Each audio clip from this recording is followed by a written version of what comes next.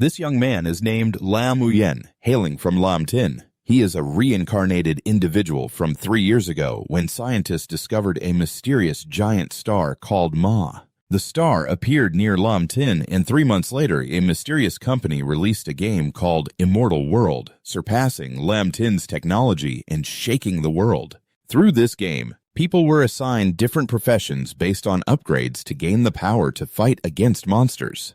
At first, no one paid much attention since it was just a game until one day. Some individuals suddenly gained abilities from the game that manifested in real life. They were called Heavenly Chosen Ones. And from there, a self-proclaimed group emerged calling themselves the Cult of the Cosmic Deity. They infiltrated reality, ruthlessly slaughtering humanity. Lam Uyen's parents also perished in that disaster. Humanity deployed a coalition of Heavenly Chosen Ones, but was continuously defeated by the Cult of the Cosmic Deity, and Lam Uyen also fell in the final battle. However, unexpectedly right after dying, he was reincarnated back to the moment he first entered the immortal world. And this time, the system granted Lam Uyen a forbidden profession. With a heavenly grade of 3, Lam Uyen was determined to level up quickly to protect his family and Lam Tin. The story begins in the immortal world at the Black Sand Town. The shattered stone desert, true to its name, shows no sign of water and is just barren land and rocks. A lizard stretches out to bask in the sun. Suddenly, a noise startled it, and it froze, observing from a distance where 2 people were hurriedly running away. As if encountering danger, both of them urged each other to run faster. Chasing after these 2 fleeting figures were desert wolves, level 3 with 80 attack and 20 defense and 3 skills tearing. All 3 were targeted by the desert wolves. The 3 girls were desperately trying to run because if they slowed down for even a second, the ferocious wolves would tear them apart, leaving no flesh behind. Right now, in a state of urgency, a blonde girl shouted in panic while running, "Help, is anyone there? Please save us. Why are we so unlucky? We were just supposed to hunt level 1 sand scorpions. Who knew we'd run into level 3 desert wolves? What do we do now?" The red-haired girl with 2 bunny ears on her head was a level 3 mage, while the blonde girl struggling to keep up was a level 3 priest. Leading them was a little girl wearing glasses, a level 3 warrior. The warrior in front noticed something important, quickly pointing to some cactus plants and urgently saying, "Keep going. There are some cacti up ahead. Desert wolves can't climb trees. If they can get up there, there might be a chance to survive." Meanwhile, inside, they were extremely frustrated and hated the damn dogs chasing after them. Damn it, desert wolves are inherently savage. Once they lock onto their prey, they won't let go. But we were injured from the previous battle, and our last 2 pieces of black iron equipment just broke. While running, anxiety filled their hearts, always thinking of the worst-case scenario. Could it be that today they would really die here? At the back was the level 3 mage. Suddenly, this unfortunate mage tripped over a rock and fell face first with a thud. The 2 girls in front were startled and turned around. The 2 girls, terrified, shouted for the little black girl, but now they hesitated because the ferocious beasts behind were extremely fierce. As soon as they saw their prey, unable to escape, the desert wolves charged. Taking the opportunity, the wolf lunged to grab the mage. Up above, the 2 girls shouted, "Little Black, be careful!" But it seemed the mage Little Black couldn't get up in time. Then she turned around and saw the massive shadow of a wolf charging toward her. She could see the sharp fangs rushing in to attack. Just when she thought it was all over, an unknown force struck the desert wolf, sending it tumbling in midair before crashing down. Little Black stared in shock. The wolf rolled onto the ground, lying close to where the mage was. It had been stabbed through the head by a sword and died instantly. At that moment, a figure slowly approached and retrieved the sword. This caught the attention of the female mage, who was very curious about the silhouette of the person who had helped her. This person was cloaked in black, completely unrecognizable. The red-haired mage widened her eyes, looking at that figure and stammering, Is he the one who saved me?" She seemed unable to believe her eyes. The person in front had saved her, as she could see that the level of the person was only level 1, yet she still maintained a dazed expression. I was stunned, constantly questioning in my mind, is this just a rookie with a single level? This person is none other than our main character. He gave a serious look towards the pack of wolves in front of him, then pulled back his hood, revealing Lam Uyen standing in front. As if wanting to protect the group of mages, he boldly faced the wolves without a hint of fear. The wolves were growling continuously, and then he turned to say some cool lines in front of the three girls. In this dire situation, the power of a level 3 monster is just like this. Meanwhile, all three desert wolves lunged forward, attacking him simultaneously. They growled aggressively, preparing their sharp jaws that could crush him instantly. Lam Win immediately gripped his sword tightly, then fearlessly jumped up, channeling energy into the sword, charging at the three wolves all at once. The wolves grew even more ferocious. They jumped high, baring their claws to swipe at him, smoothly cutting through. He slashed one to the right and then another. Finally, he finished off the leading wolf with a sweet slash across its neck, ending with a skillful and grand display of swordsmanship. He was so handsome and so cool that he made all three girls drop their jaws in awe.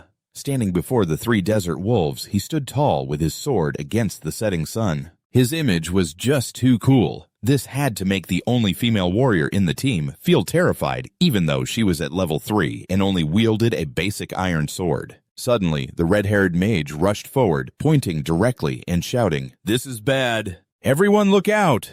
This made the two girls behind gasp in shock. After he took down the three wolves, the remaining ones were alerted and furious. Knowing that someone had attacked their kin, they gathered here for revenge. The pack of wolves grew larger and began to overpower all four of them. Lam Yuyan stood in front of the three girls, feeling anxious.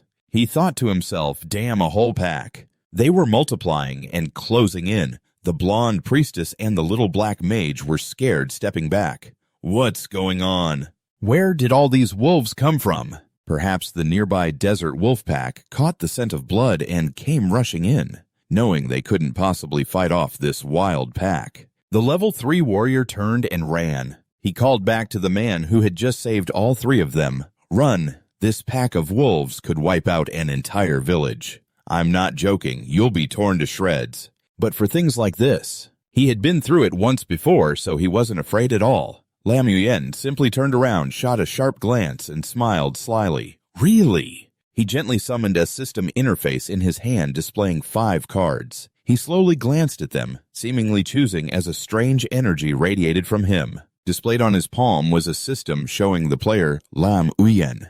"Do you confirm the summoning of skeleton warriors?" Below were the cards depicting skeletal soldiers. His familiar and skilled gaze fixed on them, and he confirmed the choice immediately, flicking his hand. The cards shot out and flew towards the wolf pack. As soon as they hit the ground, a reaction occurred right where Lam Yuyan stood. A magic circle appeared, glowing brightly and shining down onto the ground. Soon after, from the dry sand of the desert, a bony hand shot straight up. 4 skeletal soldiers were summoned from the cards. They had no flesh on them, looking like demons eagerly crawling up and extremely aggressive. The system displayed level 3 skeleton warriors with 100 health, 35 attack, 5 defense, and the skill of slaughter. These wild wolves were not ordinary either, and upon seeing the man's cards, they became even more excited, and without stopping, they charged forward, targeting only one thing: to kill humans. Right in front of him, completely confident with his skeletal soldiers, Lam Yuyan smiled lightly, and his gaze revealed an unpredictable danger.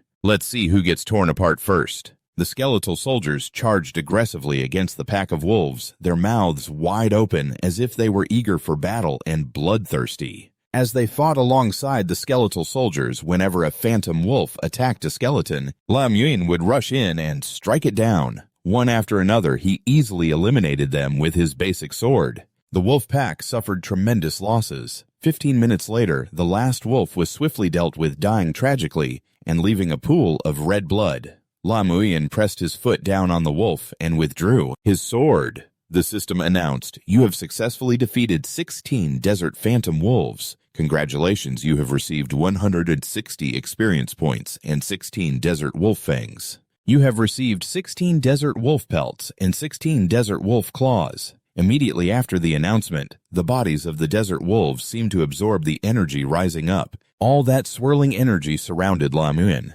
After dealing with them, it was time to collect the spoils to enhance his power. "The girls over here." After escaping, they quickly hid behind a nearby rock. Observing Lam Yuyan, the blonde priestess looked over and asked, "Captain, am I dreaming? Did he really just single-handedly kill all 12 desert phantom wolves? Or is this Once she sensed there was no more danger, the mage Little Black quietly approached him and curiously asked, wanting to get acquainted, "Are you a mage?" Twilight. The skill you just used is similar to a summoning spell. I'm also a mage, but I've never seen a skill like yours. However, Lam Yuan coldly replied without much thought. Turning to her, he said, "Who said I'm a mage?" The little mage widened her eyes in surprise and innocently asked back, "Then what are you?" Without answering the girl, Lam Yuan chuckled mysteriously, then showcased his class, his handsome appearance, and his immense power, all to impress the three girls. "Because I possess a forbidden class with a divine talent, 3 S's in the system display. Player Lam Yuan, Level 2, Profession, Forbidden Soul, Hunter Divine Talent, Shadow Summoning Technique, Gate to the Underworld.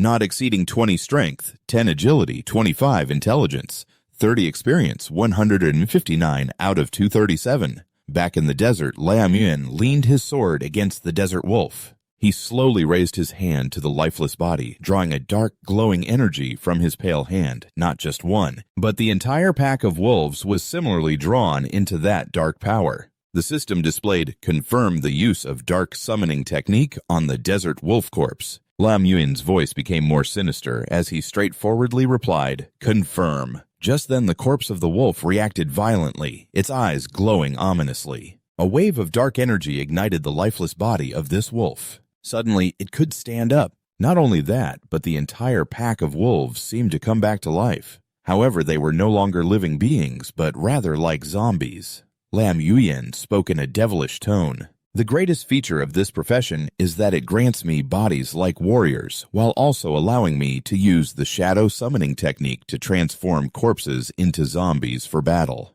These zombies not only retain their level and skills from when they were alive. The system displays Zombie Wolf, Level 3 Health 80 Attack, 20 Defense, 3 Skills, Tier Soul Body, inflicting 200% damage when attacking. The soul body is immune to fear, poison, blindness, and bleeding." After confirming all the information about the Wolfpack's skills, he extended his hand and a circle appeared on it like a glowing talisman. Lam Yuan continued to gain new skills. The soul body is immune to certain negative effects. With the divine talent of the Min realm, it can store summoned monsters. The quantity increases with levels, meaning that as you strengthen the sigil on your hand, it grows larger. Right in front of the pack of wolves, a surge of cheap energy appeared. The ground split into large chunks and erupted violently. At that moment, you appeared right on the shattered ground. It was a ghostly figure resembling a massive door with a skull at the top as the focal point. 2 was drawn in like a storm, and you were stunned. This was right where the mysterious door had just appeared. It slowly opened and then widened even more, the 2 doors spreading apart. Inside was a mystical light, and the wolves began to step inside one by one. They followed each other in exhaling strange waves of magical energy. Standing behind the pack of wolves, Lam Yuan watched and thought, "Once I reach a high enough level, I will have an invincible army of souls." He witnessed this with his own eyes. The only female warrior among the 3 girls exclaimed in surprise, "Reviving corpses into zombies, huh? Who exactly are you?" But seemingly ignoring her question, Lam Yuan looked ahead and said, "It's about time." The 3 girls behind him stared blankly upwards. Above in the sky, the system announced the world boss, the Death Wolf, was about to descend. As he read this, Lam Yuan seemed even more intrigued. He smiled confidently and unleashed his power. It was time to go hunt the boss. In this desert area, many other warriors were resting by the sharp cliffs, and they too noticed the strange changes in the sky. Numerous lightning strikes appeared, causing many to worry. Soon after, a tear opened in the deep red sky, growing larger by the moment. Behind the dark hole in the sky, 2 glowing red eyes appeared. Everyone looked up, unable to take their eyes off it. Below, 2 young men were extremely frightened. One could barely stand. The Death Wolf was coming. So they all ran for their lives, knowing they couldn't possibly fight this terrifying creature. The homepage said its attack range was 50 meters. Run as far away as possible. The young man beside him had to run, nearly soiling himself, calling for help among those present. No one dared to stay behind and wait for the monster to emerge to confront it. Men and women alike were terrified. Suddenly, the rushing crowd was hit by a powerful wave of energy. They fell to the ground, and wounds on their bodies burst forth, spilling red blood. Hiding behind two nearby rocks were two young men who had just observed everything, utterly terrified. Finally, that horrifying monster revealed itself, its mouth holding the corpse of an unfortunate soul. It was as large as a moving building. This creature had long fur and gigantic sharp claws. As soon as it appeared, it slaughtered over 10 warriors, leaving them sprawled on the ground. A system notification displayed the level of the Death Wolf boss. Level 6, boss 2, 400 health, 360 attack, 48 defense skill, roar of the evil wolf, great beast's heart, death claw. Meanwhile, the two young men behind were struggling. They were trying to hold back someone who didn't know their limits, wanting to charge at the monster. No, brother. Are you crazy? A lone player couldn't kill the Death Wolf. Going up against it is just suicide. Over here, the two blonde men were hiding behind two rocks looking at each other in fear. The blonde one quietly spoke up. Is that really the world boss, the Death Wolf? Is there anyone who can actually kill this terrifying monster? Suddenly, the other young man noticed something in the distance. He crawled up.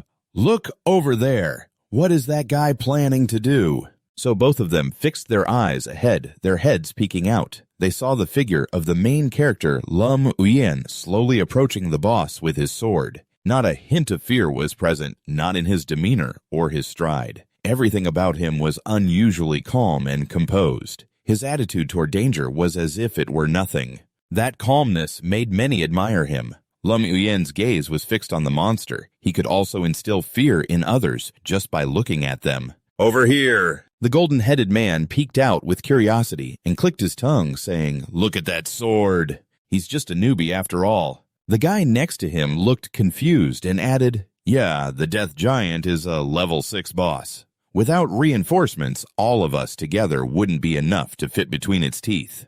In the world of immortals, monsters are classified from weak to strong, from common to elite. Then to leaders, followed by kings, and above kings are the overlords. And finally, there are the deities. Even the lowest level boss in the world is still a deadly threat to newbies. Eventually, Lam Uyen's steps came to a halt. He stood firm, showing no fear. His small frame faced the desert wolf boss, which immediately growled and prepared to pounce on him.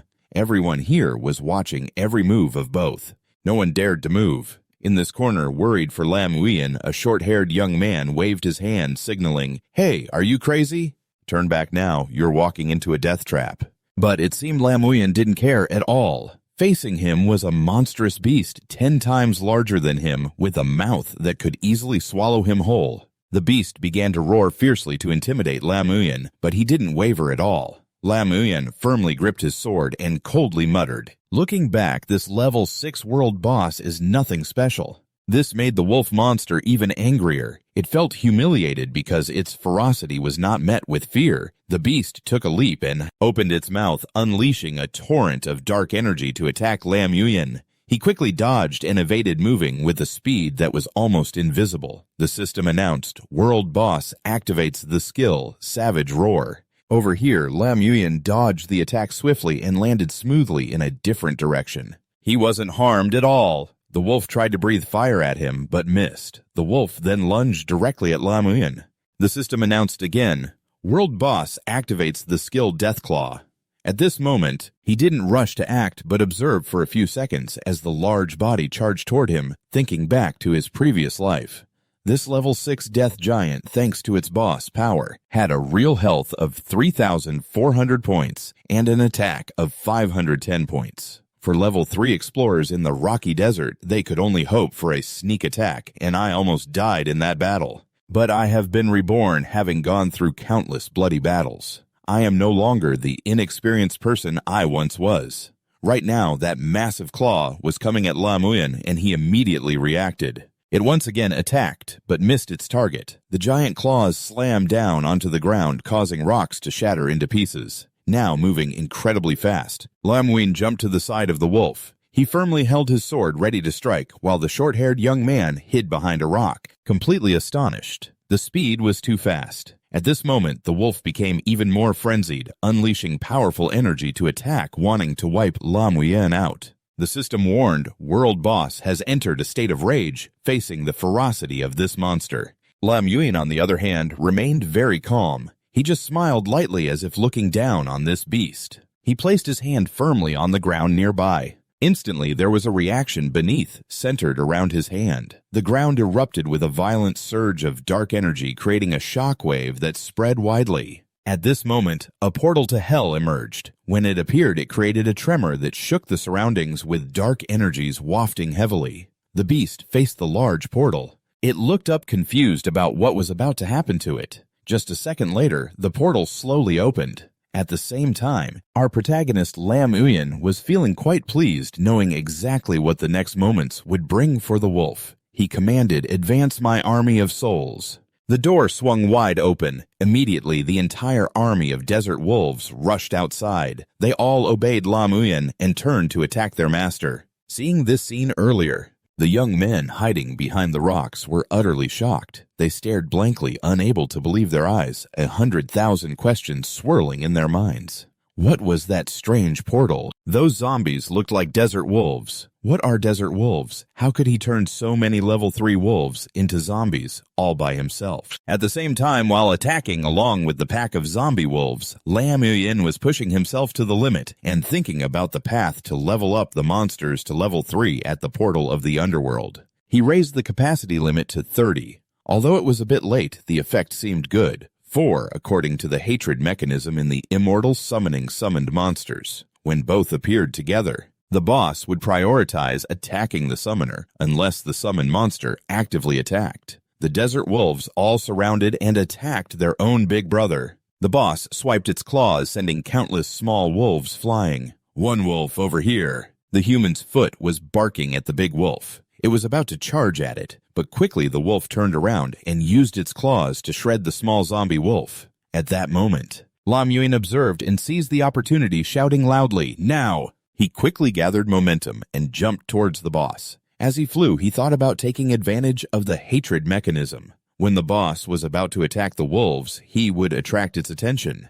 Protecting the summoned wolves, he quickly caught up with the pace of the big boss, who was distracted. Lam Muyen dove in, attacking the weak points on the boss's body. It continuously endured cuts through the tendons on its limbs. Instantly, the big wolf staggered after being hit by him. Lam Muyen landed very lightly after the sneak attack. He was injured in many places on his body so quickly. Without time to react, the big wolf could only roar in pain, its mouth wide open, drooling everywhere. It frantically chased after Lam Muyen, screaming even more terrifyingly. Its mouth was always wide open, ready to snap at him at any moment. At that moment, behind the big boss, several zombie wolves flew in to bite the big wolf. He observed as the boss was attracted by the summoner, controlling the summoned wolves to attack and draw back its attention. Even small bites can kill an elephant. Although each zombie desert wolf only dealt 15 damage, the 300-400 health of the big wolf wouldn't hold out for long.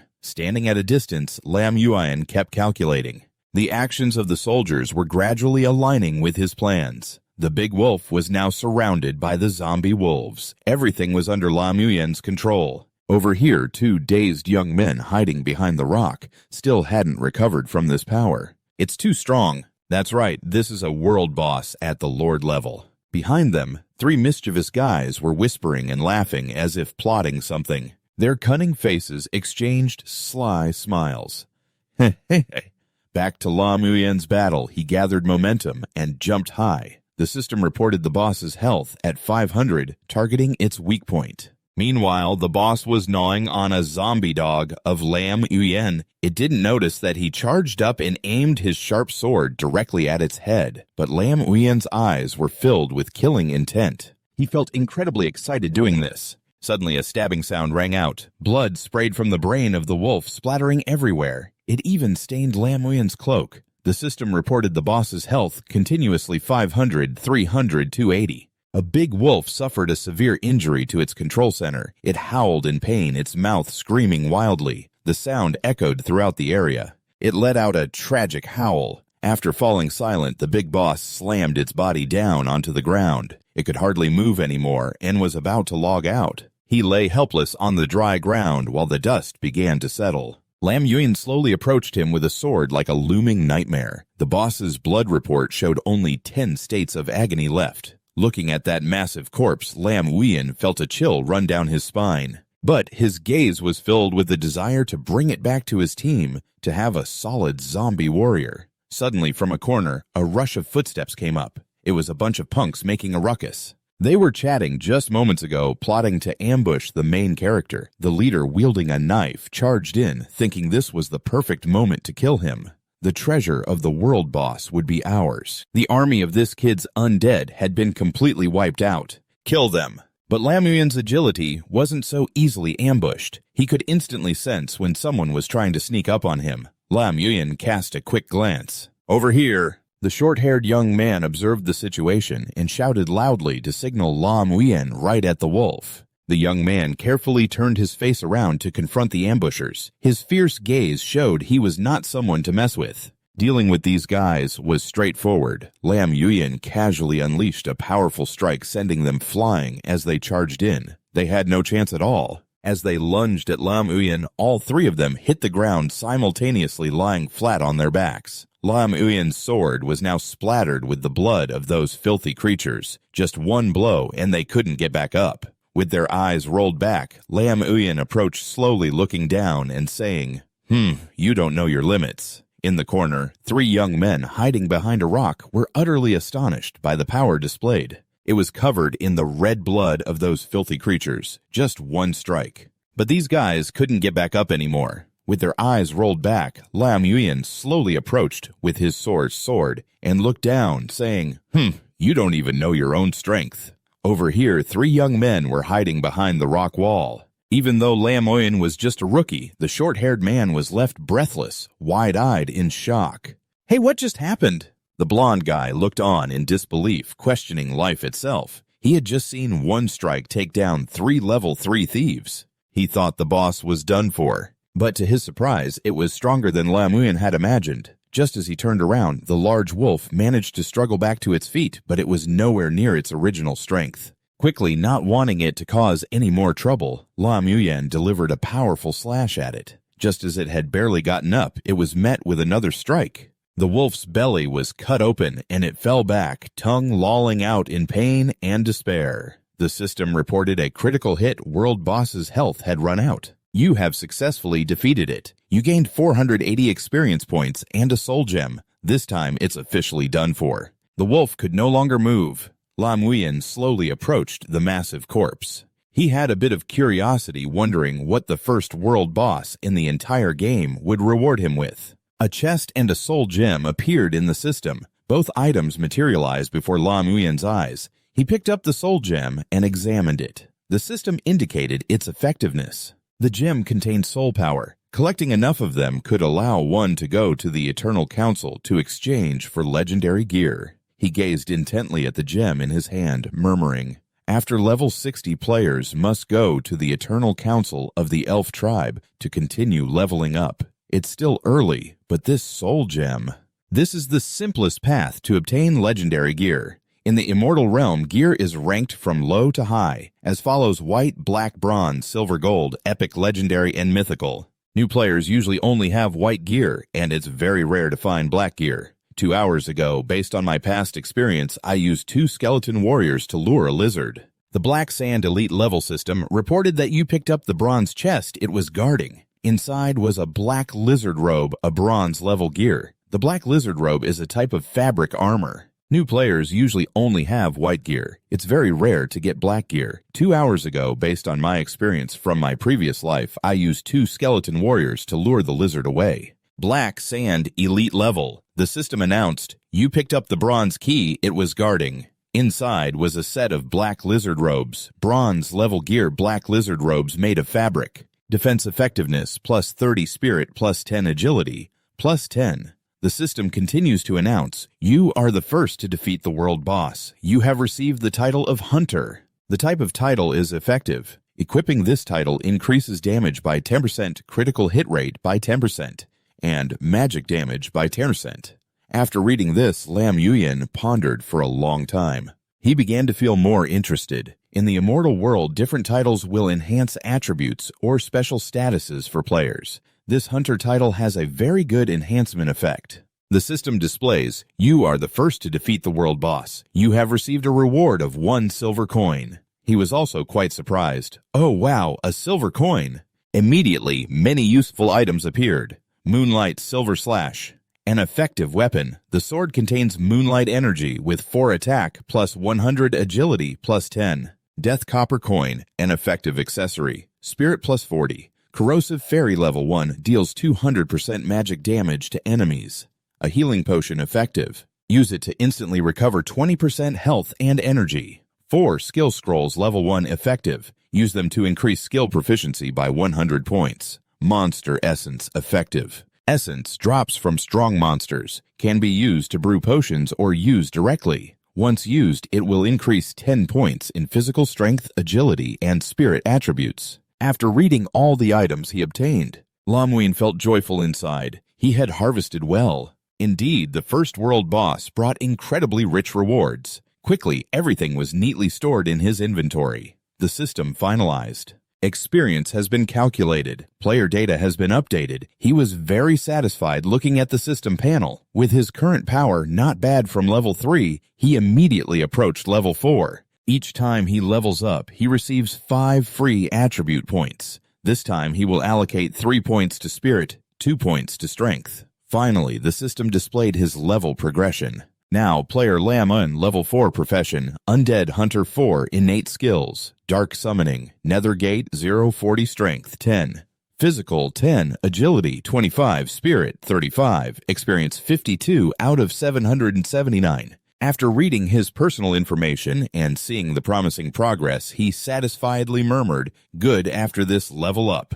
His attributes are now the highest in the Shattered Stone Desert. There was a line that caught Lam Uyen's attention, Nethergate not exceeding 40. Looking at the system, he felt a bit reluctant. But anyway, he had successfully defeated the boss. He comforted himself. Besides, although this battle had sacrificed the entire horde of undead after leveling up, his Nethergate could now hold up to 40 undead. Then he slowly walked over to the large corpse lying deadmouth agape on the ground. He reached out his hand and gathered a circle. It emitted dark energy enveloping the large wolf. The system displayed, "Do you want to use dark summoning on the corpse of the death wolf?" Lam Yun confidently replied, "Yes." Immediately, the wolf's bright eyes seemed to gradually awaken, but it was not the fierce wolf it once was. Instead, it was a docile zombie wolf before Lam Yun. Its massive legs slammed down on the ground to stand upright. Right now, a zombie soldier of Lam Yun bowed before him.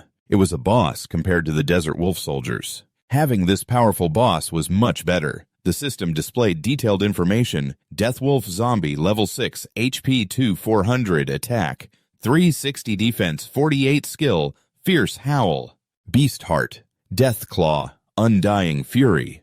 Fierce Howl deals 400% attack damage to surrounding enemies and stuns them. In 5 seconds, Beast Heart adds 1000 HP to the owner Death Claw, increases attack by 150 for the owner Undying Fury, increases attack by 10%, and 20% critical hit rate for all allies. Lam Yuyan stroked his chin and walked closer to the monster. He looked up and thought, indeed, it's a world boss. It has wide area damage and impressive crowd control. After turning into a zombie besides the physical body, it also had the skill Undying Fury. With the help of this zombie wolf, I can quickly replenish my forces in the Nethergate. Over here, watching Lam Yuyan's back, the warriors gathered in a corner filled with admiration and astonishment. No one dared to speak. They were too angry. He even turned the world boss into his zombie, and that strange gate too. I remember the wandering zombies all crawled out from there. This guy is even scarier than the world boss. Hearing a noise, Lam Yuyan turned his face to look cautiously. The shadows of people hiding behind the rock immediately scattered to avoid his terrifying gaze. Lam Yuyan could tell someone was hiding trembling behind the nearby rocks. It was both funny and awkward. Lam Yuyan just realized, oh, so they're still here. He looked at the sword, spotting the 3 guys who had ambushed him nearby. Lam Yuyan thought about it after taking down those 3 thieves. A black sword fell out. It would be good for low-level players, but I already have the Moonslayer. He approached and picked up the sword, then slowly walked over, holding 2 swords toward the group hiding behind the rocks. As soon as they saw his actions, fear gripped them. They all backed away together, shouting, "Hey, he's coming at us with a sword! Is he going to kill us to steal our gear?" "Us, steady here." Lam Win got closer to the short-haired young man who had shouted earlier, warning him about the ambushers. He coldly asked, "You were the one yelling for me to get away just now, right? Is that right?" The young man trembled, stammering, his face drenched in sweat, looking very pitiful. I didn't mean to," Lam Win said, not doing anything to him. He extended the black sword he had just received from the 3 thieves. He handed it straight to the short-haired young man. The young man was startled and utterly surprised, then looked up hesitantly, asking, "What's this for?" Lam Win raised his hand and turned to leave, calling back, "Thanks, this might be useful for you." Initially, it seemed like Lam Yuyen would give a sword to each of the warriors here. Unexpectedly, the short-haired young man received a generous gift of the sword. The others rushed over, chattering excitedly. They couldn't believe he actually gave away a sword. Looking closely, they realized this was a black-grade sword worth around 10 million dong. The short-haired young man continued to watch the figure disappear, confused and idolizing him. 10 minutes later, in the desert, Lam Yuyen walked alone, holding the sword. Taking lonely steps on the long, hot road, suddenly a surge of power surrounded him, making him feel an ominous premonition. Lam Yuyen's body instinctively reacted, trembling. He looked around. This feeling was dark with electric currents running through it, and Lam Yuyen couldn't see anything anymore. The scene shifted elsewhere. A gaming device on his head was flashing red. Lam Yuyen was currently experiencing the game. He took off the headset and realized it had run out of battery and logged him out. So it turned out Lam Yuyen had been in the game all this time. After defeating the boss, the battery died, and now he had to sigh and stop playing to recharge. As he removed the headset, he sighed, thinking he needed to make money to buy new games. On the computer screen, the name of the game, Immortal World, appeared. He stared at the text on the computer, recalling that this hyper-realistic game divided servers by country. Each server had different territories. For example, Lam Yuyen's Elpis server had 4 main territories. 1. Ancient West Desert Kingdom. 2. Southern Empire. 3. Northern Ming Empire. 4. Rising Tide Islands.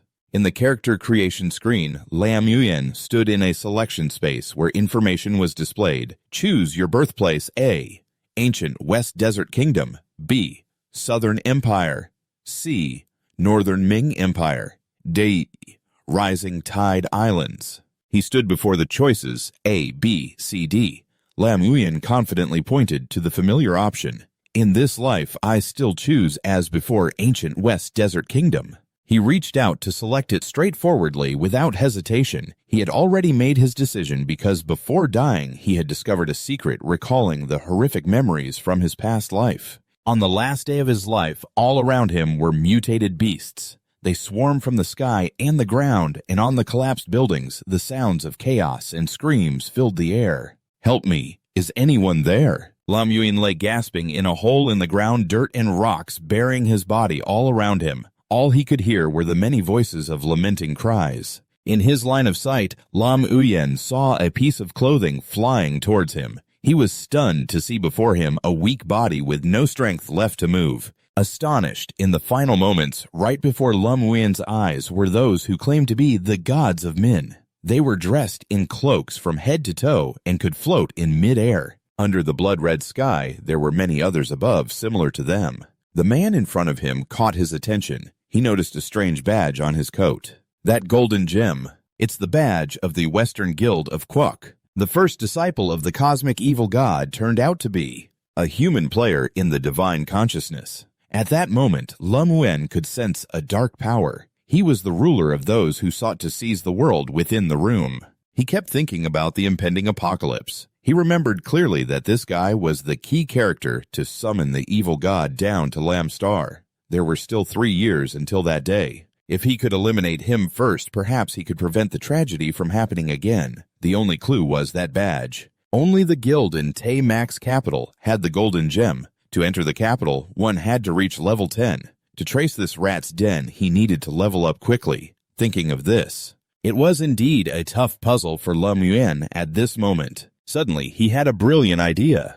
That's right. He quickly summoned a card of his skeleton soldier into his hand and sat down on a chair. It seemed Lum had found the key. He couldn't take his eyes off it, completely amazed by his current power in the real world. He really could summon a skeleton card. He tightly gripped the card with the image of that illusion. It immediately shattered. He thought in the immortal world some players could bring their in-game powers into the real world. Those people were called Celestial Chosen Ones. Celestial Chosen Ones, also known as the Children of Heaven, each possessed a hidden powerful profession and extremely high luck stats. They were the key force against the evil gods. In his previous life, he only gained in-game abilities when the disaster broke out. This time, in this reincarnation, it seemed heaven had given Lum a great opportunity. He was excited thinking about his next steps. This time, it was earlier than before. It seems the forbidden profession of soul hunter is indeed extraordinary. He just didn't know how it differed from the hidden profession of the Celestial Chosen Ones.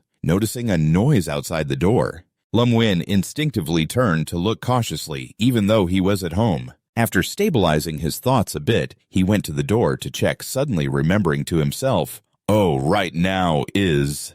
A moment later in the dining room, Lum parents were sitting in front of a large and delicious spread of food. His father looked at the appealing pile of food more than usual, but he didn't understand why. He thought there was a feast at home. Uyen, my dear." Lum had time-traveled back to when he was still with his mother. He had thoughtfully prepared delicious dishes for his parents, because he knew that later, if the apocalypse came, they might not have meals like this again. So this was also his way of showing love for his parents. Lum placed a large plate of chicken in the middle and said, "It's ready now. Please enjoy your meal." Normally, a son only knew how to play games. When would he ever cook for his parents? As soon as his parents saw the delicious food on the table, his father, feeling proud, said, "Look at this Lum, don't you see? It's rare for Uyen to have such a heart. Come on, eat." His father picked up the chopsticks right away. Good. Watching his parents happily enjoy the delicious dishes he had cooked himself, he felt this moment was the happiest in his life. After going through so much hardship in my past life, I finally learned to appreciate people, a trait that only becomes clear when you lose them.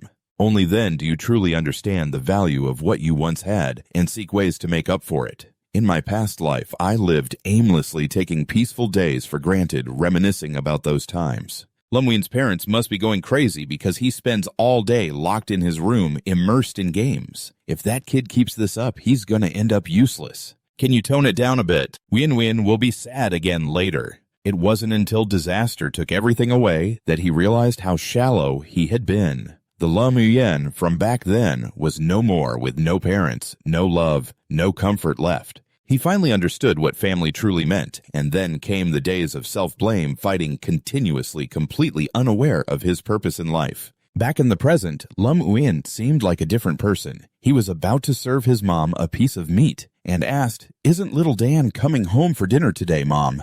His parents, happily putting a piece in their mouths, replied, "Dan said he has a mock exam and is taking food to school to study. Whenever you have time, bring food for him, okay? Food brought from outside can't compare to freshly cooked meals." Today, seeing her son so obedient made his mom very happy. She chewed on the meat deliciously and kept chatting. "I didn't expect Uyen to know how to cook.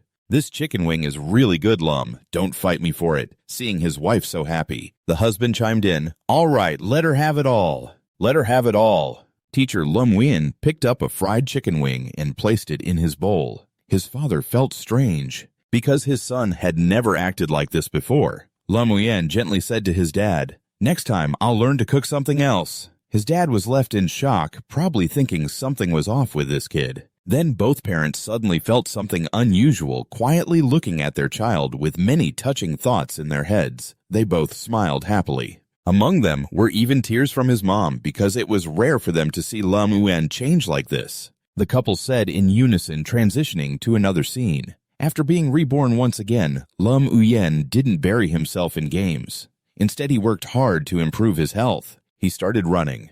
At home, he took advantage of doing push-ups and sit-ups, and he didn't skip out on boxing to train his combat skills. He thought about mastering the strength from games in the future. He needed to build a strong foundation. It wasn't something that could be achieved overnight. Lam Uyen dedicated himself to training every day, and soon he had a well-built physique. Muscular and fit now, if anyone messes with him, they're in for it. After a tiring day of training, Lam Uyen could still track his progress each day. Through the device in his hand, 50 meters in 5 seconds wasn't bad, but there was still room for improvement. Looking at the clock, Lam Uyen now divided his time and plans for the day clearly. It was clear that it was time, so the clock announced it. He looked up with a determined and relentless expression, ready for the impending apocalypse ahead. It's time to get back to the game. Transitioning into the green system screen, many infinite movements appeared. Lam Uyen logged into the game system and quickly changed his outfit. The system reported that he had entered the rocky desert. He stepped into the desert where new challenges awaited him today. In the sky, there was the shadow of a large cuckoo bird. Cuckoo, he looked up at the flock of birds flying together. Their shadow cast down was 10 times larger than Lam Uyen. Now Lam Uyen furrowed his brow, glancing around cautiously. At that moment, the rude big bird swooped down to attack Lam Uyen, who had been exercising regularly every day. Now, with strength and decent physical condition, he wasn't afraid of any monsters. The beak of this bird was huge, and it even had sharp teeth ready to dive down at him. The system reports that the crying bird has a level 2 with 40 health, 20 attack, and 2 defense. Its skill is to peck. The first few birds you attack can definitely not be killed by Lam Uyen. He uses his sword to leap onto a large rock. Right behind him, the bird falls, feathers flying everywhere, and its head drops with a thud to the ground. Its mouth still gasping for one last breath, the system announces that Lam Uyen has defeated the crying bird, earning 15 experience points. He turns back, surprised by this outcome. Just 15 experience points. His gaze sharpens as he stares into the distance, seemingly calculating something exciting in his mind to gain more experience. A while later, he finds himself in another part of the desert where there are more birds. These birds are surrounded by an aura. They are zombie birds. Lam Uyen has just tamed them and sent them to scout. Below, a wolf's paw stomps hard on the ground. This is the territory of a new pack of desert wolves. They are just like the previous pack that Lam Uyen defeated, but there seem to be even more of them, and their ferocity is just the same, hiding behind a nearby rock. Lam Uyen grips his sword and steps out slowly. Indeed, this is the favorite prey of the desert wolves luring such a large pack. Saying that he forcefully opens a jar in front of the fierce wolves. They are gathering, stepping closer to Lam Uyen, and he takes advantage of the moment before the battle. He drinks the potion from the jar. The system prompts him to drink Monster Essence. He has used the Monster Essence, and all stats increase by 10. After absorbing a certain amount of essence into his body, his strength seems to surge. Lam Uyen charges forward like the wind, saying, "Let's get started." After this, the wolves see Lam Uyen's reaction and immediately bare their fangs, ready to attack him in unison. But to him, these dogs are nothing at all. Moving with incredible agility, Lam Uyen wields his sword flawlessly. A pack of wolves charges at him, and he takes down each one in just a few seconds, his speed rivaling lightning. The system announces that he has defeated 4 desert wolves, with 2 more on this side. As soon as they see their companion beheaded, they rush to attack Lam Uyen. But it's not that easy to touch him. Lam Uyen jumps up. He dodges the fierce attacks from these 2. He gives each of them a box of black blood. The system reports that he has defeated 10 wolves, pushing off the ground strongly to stabilize himself and stand tall, unafraid among the fierce wolves. Lam Uyen remains calm, maintaining a cool demeanor. The wolves continue to gather more members determined to tear him apart. Sending Lam Uyen to the island, they now use a circle to ambush him, surrounding him and making him the focal point as they slowly approach their prey. Understanding this tactic of the wolves, he firmly grips his sword and channels energy into it. Lam Uyen glances over and says in a deep voice, "You think you can outsmart me?" Immediately, he uses a lightning-fast maneuver. The wolves quickly become entangled, their bodies mixing like a pot of soup before they even get a chance to strike. They have already lost a part of their bodies. The system reports that he has defeated 20 wolves. He has taken down 30 wolves, and finally, he resolves the remaining packs. With that skilled sword of his, Lam Uyen skillfully handles the entire pack of wolves alone and clears the game. The system announces that he has defeated 40 wolves, and then it gives him a bright message. "Congratulations, you have leveled up to level 5. As usual, the 40 desert wolves have now become zombie soldiers, following Lam Muin marching into the portal of the underworld. Lam Muin watches as the obedient pets slowly crawl into the cage and thinks that after 2 battles, the underworld has been fully replenished with zombies. Today, the system announces his rank has changed. Character information: name Lam Muin, level 5, profession soul hunter, forbidden skill, dark summoning, underworld portal. 50 out of 50, strength 22, physique 20, agility 45, spirit 48, experience 38 out of 252. After reading his own information, Lam Muin evaluates himself and drinks the essence to boost his stats. Now, hunting the elite monsters shouldn't be a problem, saying that he gazed into the distant expanse of this desert. Recently, there have been houses resembling a town, surprisingly. This place also has the appearance of buildings like in real life. Lam Muin headed straight towards it. He muttered that it was time to find that person.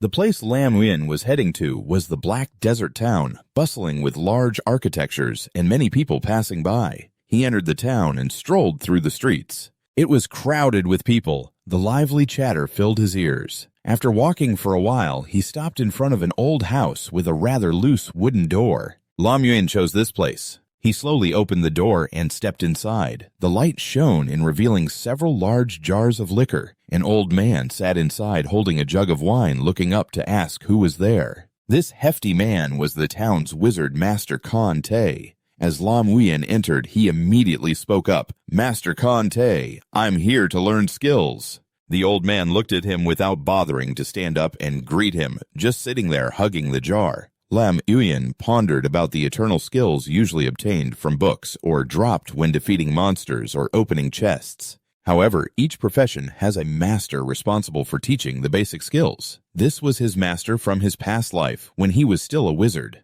As soon as Khan Te saw him, the chubby man became excited. He thought about how he could finally satisfy his passion. That meant he would have money for half a month's worth of liquor. In his past life, he was a wizard who crazily fought monsters. Lam Muin looked at this man and contemplated. After a while, he realized that being a soul hunter was a forbidden profession. Unfortunately, he knew very little about it. But in terms of combat, it also belonged to the magic system. Before acquiring the specific skills of a soul hunter, he could still learn the common skills of a wizard. Holding up a heavy bag of money, Lam Muin presented it to Master Khan Te. He coldly stated, "I want to learn fire magic, soul magic, and stealth magic." Tossing the money to the old man who loved liquor, his eyes immediately glued to the heavy bag, and he excitedly replied, Okay, as long as there's money." The heavy bag was clearly visible, filled with shiny coins. This made the old man even more delighted. Then the wizard Khan Te immediately raised his hand. From it appeared a glowing sphere of magic. He became serious and told the young man, "Do your best. The glory of the wizard will shine through you." Immediately, the sphere in the hand of the old man who loved to drink grew larger and transmitted a powerful source of energy directly into Lam Muin. He stood there trying to absorb it all for the money he had spent. Instantly, the system announced, "Congratulations, you have received 3 skills: fire magic, soul magic, and black steel. Level 1 dealing 100% magic damage to the target. Consuming 10 mana cooldown of 10 seconds mastery, not exceeding 100. A healing spell, Black Steel. Level 1 with an effect of restoring 10% HP to the target, consuming 10 mana cooldown of 3 minutes. Mastery not exceeding 100. Stealth Magic, Black Steel, Level 1 with an effect of becoming invisible for 5 seconds, consuming 10 mana cooldown of 3 minutes. Mastery not exceeding 100. He pondered deeply while looking at the system, murmuring, "Fire magic increases long-range damage. Healing magic can save myself or my teammates. As for stealth magic, it's used for escape. However, these are just the most basic skills. To learn more advanced skills, he needs to gather more resources." After much thought and feeling an itch all over, he decided to continue leveling up. His expression showed a bit of hesitation. A scene shifted to the eastern Black Desert Mountain, steep and treacherous. The path leading to the cave inside the mountain was very dangerous and winding. The system announced, "Congratulations on discovering the Dog's Head Cave." Right in front of Lam Muin was a deep cave. Inside there were many sharp and dangerous stones.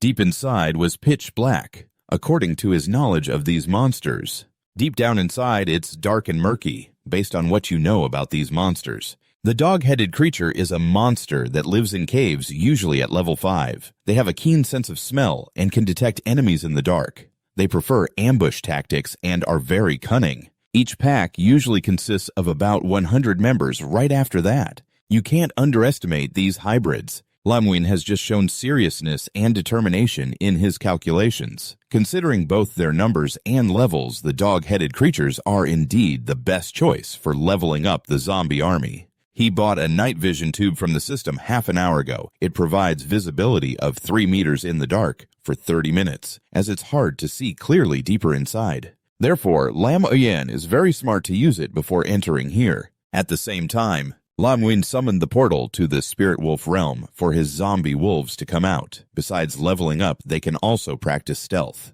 He simultaneously practiced soul techniques and fire magic while collecting a few more items. The pack of 40 wolves stepped out one by one and entered the cave with Lam Uyen. He held a torch to light the way for the wolves. He commanded them to move forward, and the system indicated that the torch was effective, providing visibility of 5 meters. Thanks to the light from the torch, the wolves followed the lead deeper inside. As they entered, they probably caught a whiff of something unclean. In this place, the wolves began their work efficiently, each preparing to pounce. 15 minutes later, Lam Uyen and the pack had ventured deeper into the cave. It seemed like nothing had happened yet. The journey was smooth, and they hadn't encountered anything. However, at this moment there was a slight movement that Lam Uyen quickly detected. But he remained very calm. Now looking into the pitch-black area ahead, Lam Uyen stepped forward, holding the torch to illuminate the path. He whispered, "It's here." Immediately, Lam Uyen threw the torch with great force. It flew ahead at an incredible speed, and the flame from the torch quickly spread out.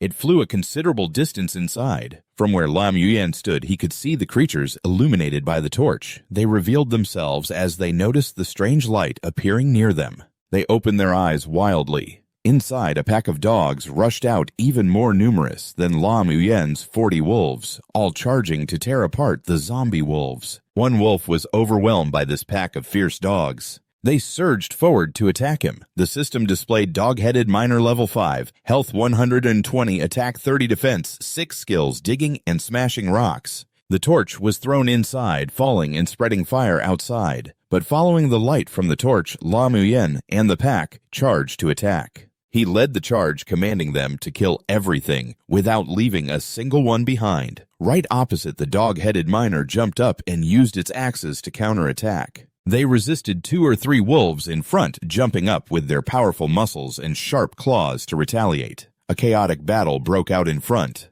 Lam Uyen soared up and swung his sword horizontally. A spinning strike severely injured 2 dog-headed miners. Meanwhile, his zombie wolf successfully took an arm from one of the dogs. The system reported that 2 dog-headed miners had been defeated, activating the rock-smashing skill consecutively. The battles between the 2 opposing sides ensued. The dog-headed miners were not to be underestimated. They even used weapons to fight back against the wolves. Although his zombies were wolves, they were outnumbered by the large pack of dogs. But with Lam Uyen, he soared up and sliced one in half, continuously taking down several others. He had defeated 8 dog-headed miners and thought they were weak. He just needed to avoid their shovels. Although the number of zombie wolves was quite considerable. However, they were in the dog's den, so the numbers were overwhelming one after another, charging to attack him. Lam Uyen faced this fierce assault. He scoffed at them and muttered to himself. Then he activated the stealth skill, and immediately the system reported that the stealth skill was activated, making his entire body fade away. When the 2 dog-headed miners flew up using an axe to strike, they aimed for him. But unfortunately, Lam Uyen had completely vanished. "Bet you can't catch my brother." They couldn't see him at all. Confused and not understanding, Lam Uyen skillfully slipped behind one of the miners. "Hey, you fool, I'm right here, and you can't even feel it." But the dog-headed miner. You could hear the disdainful and teasing tone of Lam Uyen. He glanced back, and before they could even react, he continued to unleash his terrifying nightmare strikes. At this moment, unable to pinpoint where he was, Lam Uyen felt free to slice these dog-headed miners into many pieces. Their blood splattered, accompanied by their wretched cries. The cries echoed throughout the cave as the system reported that he had taken down 20 dog-headed miners. After dealing with the wolves outside, Lamuyen slowly descended, landing on a nearby rock. He now allowed his body to return to normal. Surrounding him was a layer of spiritual energy. The system announced that he had mastered the stealth technique level 1 proficient at 5 out of 100. So his mastery of stealth had increased. Lamuyen looked at the pile of corpses and thought to himself, these dog-headed guys are too weak. Leveling up like this takes forever. Immediately, Lamuyen issued a summoning command. Instantly, the dog-headed miners began to transform into Lamuyen's zombie soldiers. Now he had even more formidable warriors. They lined up at his feet, and the system displayed details. Regular dog-headed miner zombies, level 5. Health, 120. Attack, 30 defense. 6 skills, digging, smashing body soul. Standing on the rock, Lamuyen raised his hand and called out to his zombie soldiers. From now on, you will replace those wandering zombies. We need to find the boss here quickly. Thus, the zombie army advanced deeper into the cave. The further they went, the darker it became. Instead of walking alongside the desert wolf spirits, Lamuyen was now accompanied by 3 miners. The dog-headed miners were stronger and armed. As they trudged through the dark tunnel, Lamuyen suddenly stopped, glancing around at the many paths. Lamuyen didn't know which direction to choose. He looked to the left and right at the mysterious forks. Then, glancing at one direction, he muttered, "A fork in the road, huh?" In front of him was a deep, dark cave. It was so dark that with the naked eye, he couldn't detect any signs within. But he could hear the terrifying murmurs. Paying more attention to that path, Lamuyen raised a finger and conjured a small blue flame illuminating the area. He smiled in a chilling manner. In that dim light, found you. With the blue flame energy in his hand, Lamuyen pushed it out forcefully. The swirling energy flew out to attack, shattering a corner of the rocks, revealing several strange creatures. Caught off guard, they panicked and fled, crying out in distress. The system reported that he had taken down 2 slime creatures, gaining 4 experience points. Right behind Lamuyen was another dark cave. This was truly dangerous. Inside, there were 2 lights resembling the eyes of some creature. It emitted an unpleasant growl, and soon the noise grew louder. A peculiar creature rushed towards Lamuyen's group to attack. It was a monster resembling a wild dog, but with a body like a human, and a belly as round as an 8-month pregnant woman covered in fur.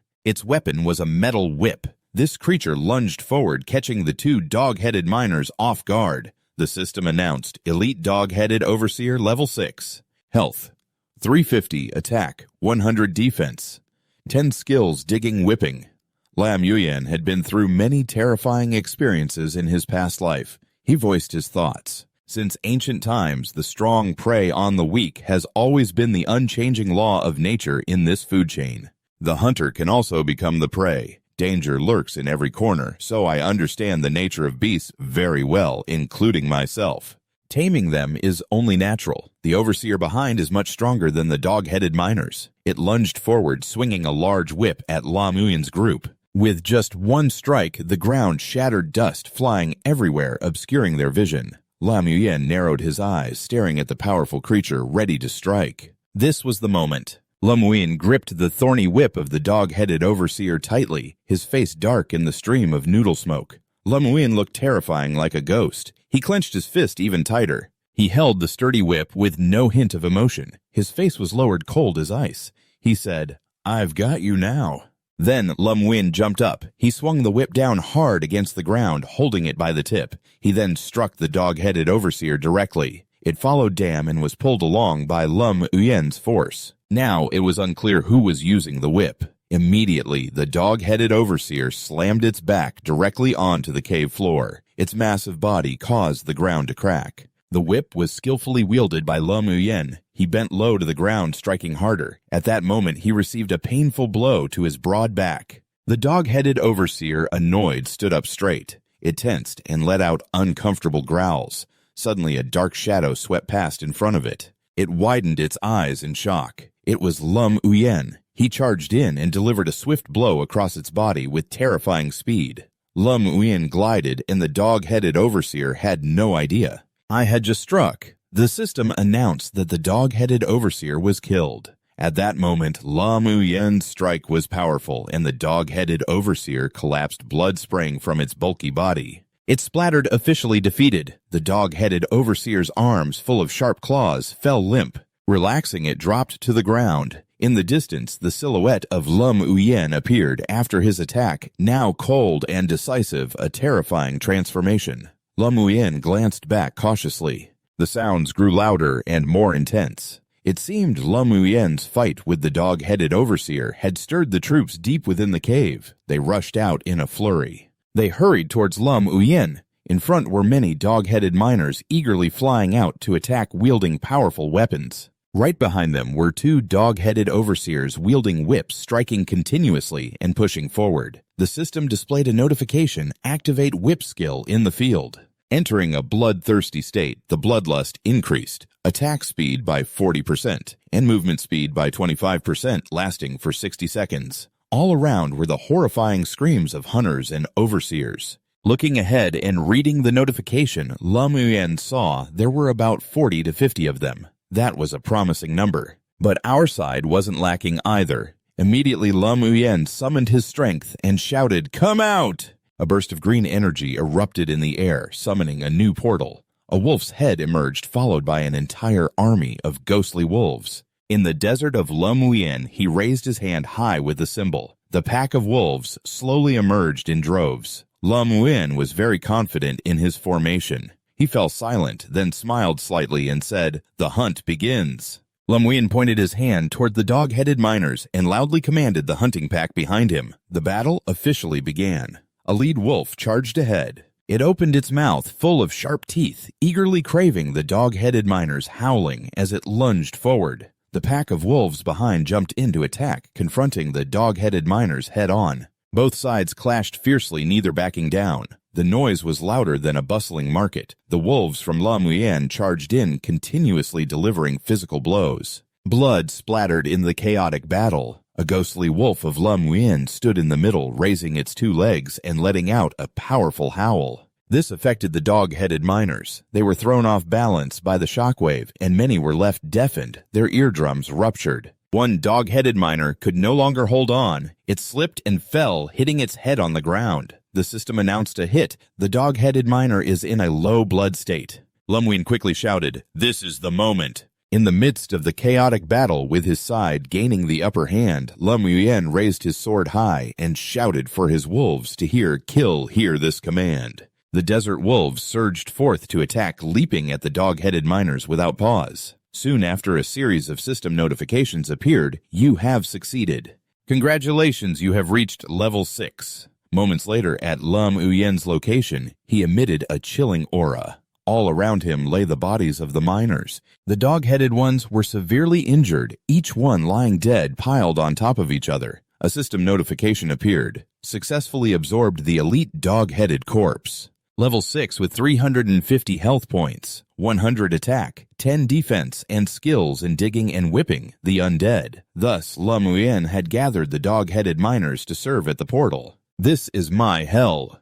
Now I have a new elite squad. They're even stronger than wild wolves, ready to follow orders at any moment." A large number of dog-headed miners have been gathered by Lam Uyen, but there are still a few left alive. They think they can't escape, so they sneak away. They quietly run towards another gate, but it's not that easy. Lam Uyen is already aware of this. He jumps up and shouts, "Wanna run, huh?" Two dog-headed miners turn around startled, and Lam Uyen immediately gifts them 4 strikes. With just one hit, he tears their bodies apart. Black blood splatters everywhere. He shouts loudly, "You better ask for my sword first before you leave." Lam Uyen leaps down, suddenly smelling a strong, burning scent from a piece of wood. A powerful beam of light rushes toward Lam Uyen. Before he can react, he looks up in confusion as the system suddenly announces that a skill has been activated. Quickly, he jumps back to avoid that strange thing. Luckily, or else, Lam Uyen would have been injured. Immediately, the final boss reveals itself. It wields a large hammer and charges out, roaring in contempt. The system announces, leader of the dog-headed level 7, 10,000 health, 150 attack, 80 defense skill. Digging heavy strike has appeared. Lam Uyen now steps back, keeping his distance. He's actually very excited to face it. He grips his sword tightly and speaks up. "I've been waiting for you for a long time. The boss just appeared and already made a powerful strike at Lam Muyin. It swung its large hammer at his head, but he quickly ducked and dodged. This hammer strike hit the wall beside him, causing debris to fly everywhere. The large hammer got stuck firmly in one side of the cave wall. Unfortunately, this dog-headed boss used too much force, causing the hammer to get stuck. It struggled hard to pull it out. Meanwhile, Lam Muyin watches its clumsy actions. He immediately seizes this once-in-a-lifetime opportunity. Lam Muyin grabs his sword and jumps up, channeling energy into it, then says his familiar phrase, "Now's the time." While the boss is still struggling with its hammer, Lam Muyin leaps up and slashes it right in front. The dog-headed boss now falls back, its face filled with horror. Right after that, Lam Muyin continuously strikes its chest. It keeps getting hit by Lam Muyin but doesn't seem to be harmed at all. Unable to endure any longer, it lets go and confronts Lam Muyin directly. The boss tenses up and bares its fangs to intimidate him. Lam Muyin jumps to the side and says, "No wonder you're the leader. So you can't even pierce through my skull." After a moment, it retrieves its weapon again. The boss uses its old move, swinging its weapon hard, causing rocks to shatter and fly everywhere. The force was so strong that sparks flew like an explosion. Lam Muyin instinctively looks ahead, shocked by the power of this creature. The boss had been holding back until now. It compresses all its strength, jumps high, and delivers a powerful blow, creating a wave of shock that hits Lam Muyin's head. He just stands there watching the hammer rush towards him. The large hammer was slammed down by the dog-headed boss, cracking the ground. Luckily, Lam Muyin jumped quickly and managed to dodge it. The punch was so strong that it made the entire cave tremble. Lam Muyin stops trying to maintain distance from this dog-headed creature. He begins to analyze. Indeed, the attack pattern of the boss is completely different from that of the elite monsters. Its overall strength is at least 2 to 3 times stronger than the elite monsters. Thinking this, Lam Muyin channels hellfire energy onto his 2 fingers, looking at it intently. Then murmuring, "First, stretch the distance. Make sure to maintain a continuous attack." That's how it is. Lam Muyin gave the order for his dog-headed soldiers to surround and attack. He shouted loudly into the announcement system as the beasts howled. All the soldiers that Lam Muyin had gathered. Pushed into the attack, the boss was standing alone with a hammer in the middle. At that moment, a large wolf leaped up to attack first. The dog-headed leader swung his large hammer in a powerful arc. It shone brilliantly, striking straight at the wolf's head. The system displayed a notification for a strong attack. The strong attack activated a critical hit double damage. Accordingly, the energy source emitted from the boss's attack was truly terrifying. It was like a whirlwind in the cave. "Over here!" Lam Muyin pointed straight ahead and shouted loudly, "Go quickly!" Immediately, the wild wolves from the desert behind charged at the boss. All at once, they swarmed like ants. They clawed at the boss. The dogman had to remain still, trapped in the battlefield. Next to the boss, the power erupted, sending sparks flying continuously. Its eyes shone brightly, and it howled terrifyingly, activating the skill of the Immortal's Wrath. Attack with a 10% critical hit rate, 20%. Another wild wolf from the desert lunged at its leg. It bit into the forearm of the dog-headed man. The thunderous power exploded violently. The system displayed the Immortal's Wrath attack, adding 10% to the critical hit rate, 20%. Accordingly, the dog-headed man screamed in agony. Now its entire body was suppressed by the fiery lightning striking down. It continued to wail in excruciating pain. The system deducted 50 points from its battle power. Around, thunder rumbled. Lam Muyin was still standing, watching the large wolf in front of him, being surrounded and bitten by his wild desert wolves. Although it was huge, facing many wild desert wolves. It was also a chronic struggle. The system displayed a notification for activating the Soul Firepower skill. On Lam Muyin's hand, a deep blue cloud of spiritual energy gathered. It shone and became a sphere. Lam Muyin stood from afar, raised both hands, and shot these things forward. They flew like a rain of stars. All aimed straight at the dog-headed boss. At its feet, it was being attacked by the wild wolves. Looking up, it was just in time for Lam Muyin's battle power to strike. Lam Muyin thought, if he remembered correctly, the dog-headed leader had very low magic resistance. Accordingly, the dog-headed man was being tormented continuously. Right now, it couldn't fight back. It could only howl continuously and had points deducted from its battle power, yet the large wolf still hadn't died. It was furious and enraged. It opened its mouth wide and roared continuously. Its eyes were blood red and bright. He poured all his anger and resentment into this dog-headed man. Ignoring everything, it charged at Lam Uyen to attack him. But at that moment, Lam Uyen remained very calm. He stood there and smiled lightly. The system announced the activation of the stealth skill. Right in front of the dog-headed man, Lam Uyen's figure faded away. He quickly moved right behind the dog-headed man. Lam Uyen raised his sword high and called out loudly, "If you insist on coming to my door, then I won't hold back anymore." While the dog-headed man charged forward, he couldn't see Lam Uyen anymore. He looked straight at the furry neck of the dog-headed man. Lam Uyen thought to himself, this spot mostly had no armor to shield. Target locked. Lam Uyen took a leap and thrust the sword down hard right at the neck. Oh!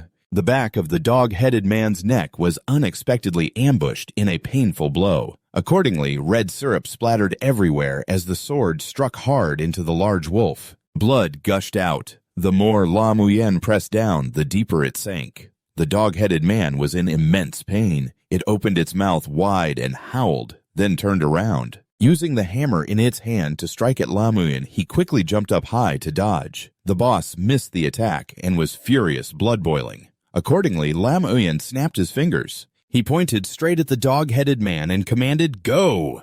Immediately, his wolf soldiers charged forward. Lam Uyen firmly held a handful of fur from the desert wolf. He sat on the lead wolf soaring into the sky. It leaped into the air and growled, looking at the boss. The wolf landed on the ground, quickly carrying its leader on its back as the wild desert wolves ran up without stopping. Attacking the dog-headed man in front of him, Lam Uyen observed the battlefield ahead. He noticed it had been pierced through its armor. According to that, the dog-headed boss was being gnawed at by the desert wolves, suffering significant damage. Its fighting power had also decreased considerably. Just a few more rounds and it would be over. The dog-headed boss, Lam Uyen, sat on the back of the wild wolf, the leader gathering energy. He dramatically announced the next move to strike, unleashing large energy blast that hit Lam Uyen. It flew into the dog-headed creature, creating explosive, thunderous blasts, continuously dealing damage to the boss. Now the dog-headed creature was engulfed in the hellfire of Lam Uyen.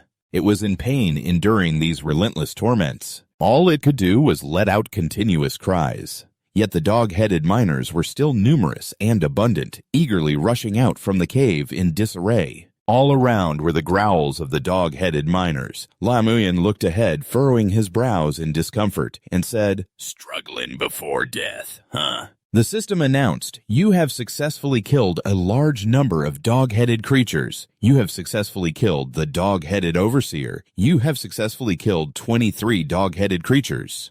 10, then 35, and many more in succession." The dog-headed miners were swept away by Lam Uyen's desert wolves, which surged like a violent wave. They crashed into each dog-headed miner, yet in the distance the dog-headed boss was fleeing. It was running for its life. Little did it know, Lam Uyen, clad in a full-body outfit, suddenly appeared before the dog-headed creature holding a sword that was still glowing with burning energy. He slowly drew the shining sword and said, "You want to run? Leave your life behind first." Lam Uyen tightened his grip on the sword. He pulled it back forcefully, then jumped onto the dog-headed creature, delivering a kick that left it dazed. Lam Uyen powerfully infused it with a hellish energy. What seemed like a light blow turned out to be fatal, as the dog-headed creature's head was severed. Blood gushed from its neck like a waterfall. Lam Uyen had officially taken it down. Its massive body collapsed to the ground, blood spraying everywhere like a flood. The system notified, "You have successfully defeated a dog-headed creature. Experience increased by 50. After swiftly finishing it off, Lam Uyen turned away without even looking back, striking a very cool pose. Finally, the system displayed the conclusion. "You have successfully defeated a dog-headed creature. Experience 50. Lam Uyen smiled with satisfaction as he looked at the system panel. The system updated and clearly displayed, "Congratulations, you have leveled up to level 7. Upon closely examining the system panel, he muttered to himself, "Level 7 is pretty good." He now whispered to himself, "Level 10 isn't far off, just one more step." As for invisibility and soulfire techniques, proficiency has also been raised to level 2. The effectiveness has doubled now. Lam Yun focused intently on the two system panels in front of him. Invisibility Level 2 effect lasts for 10 seconds, consumes 10 mana cooldown of 3 minutes. Proficiency 10 out of 200 for Soul Fire Technique. Level 2 effect deals 200% damage to the target, consumes 10 mana, cooldown of 10 seconds, proficiency 20 out of 200. He was engrossed in his system panel when suddenly something caught Lam Yuyan's attention. He approached the corpse of the boss and noticed something hovering above it. A mirror appeared glowing brightly. He exclaimed, "Adung Tendong!" Lam Yuyan reached out to open the mirror. Instantly, the contents inside shone outward like a brilliant light. Lam Yuyan was very eager, wondering what was inside. Suddenly, the system continuously announced, "Received an indestructible leather bag. Opened the dog leather bag item." Shortly after, another system notification, "Received 20 gold coins." Lam Yuyan held the shimmering gold coin bag in his hand. He looked at it and said, "I remember. Soon the major global banks will open channels for the circulation of money worldwide." Games and reality. 4 systems display a notification, making it effectively immortal. It can provide visibility within a 3-meter radius for players in dark environments with no time limit. The Bone Mask is an effective weapon type that once worn can reduce physical damage by 5%. Both physical strength and power increase by 10. Lam Yuyan excitedly grabs a glove. He looked at it and exclaimed loudly. The shiny glove was also quite beautiful. 6 systems displayed notifications about this. The Haunting Silver Gauntlet is an effective weapon. The strength of the dog-headed person prevents 30 damage. Lam Yuyan presented this looking very pleased and said, "Fortunately, things aren't too bad." In the Yangsheng Copper, a silver-level weapon opened up. It makes one eager to try it out. Near the dog-headed person there was a man. Holding a heavy weapon, he had killed an entire pack of desert wolves. They lay stacked like sardines. The system announced the Blood Guild's president, Hun Fi Long. The level 8 warrior stood on a high platform pointing his spear and loudly declaring, "It seems the recent training has indeed paid off. In just a minute, we killed 30 desert wolves." He also had a teammate, a blonde guy holding 2 identical weapons, 2 swords. This guy cheerfully said, "As long as we work together, nothing is impossible." The system noted the Blood Guild's vice captain, Hun Fi Ho, a level 5 rogue. Over here. The followers of this group also chimed in. A regular member said, "No wonder the president and vice president can kill so many demons in one go. Their strength is indeed remarkable." The others cheered in agreement. "Meeting the mixed fish of the Loi Min Guild, we can definitely wipe them out without leaving a trace." "That's right, exactly." The blonde vice captain was now fuming, saying if it weren't for that guy Lam Yuyan, who suddenly appeared out of nowhere, we would have already obtained the boss's world boss corpse. What other guild would dare to jump in front of us? The system reported that the old wolf had been killed by player Lam Yuyan. This was announced to the entire system, making everyone in this secret realm surprised. Lam Yuyan stood on the large corpse of the boss, everything visible right in front of them. They observed through the system. Right now, the Vice Captain Fi Ho added, "I don't know what luck that guy has. If I meet him, I'll show him a little color." Meanwhile, the captain remained cautious, turning to reprimand the blonde guy. Fi Ho said it many times already. Don't act rashly. Fi Long looked far ahead, his tone much more mature than Fi Ho's. Lam Yuyan's strength is not to be underestimated. Instead of confronting him, why not pull him into our ranks? Saying that Fi Long rested his spear on his shoulder, stepped forward and said, "I remember there's a vice boss with a dog head nearby. I'll go confirm the location. You all stay put and wait for orders and recover your stamina."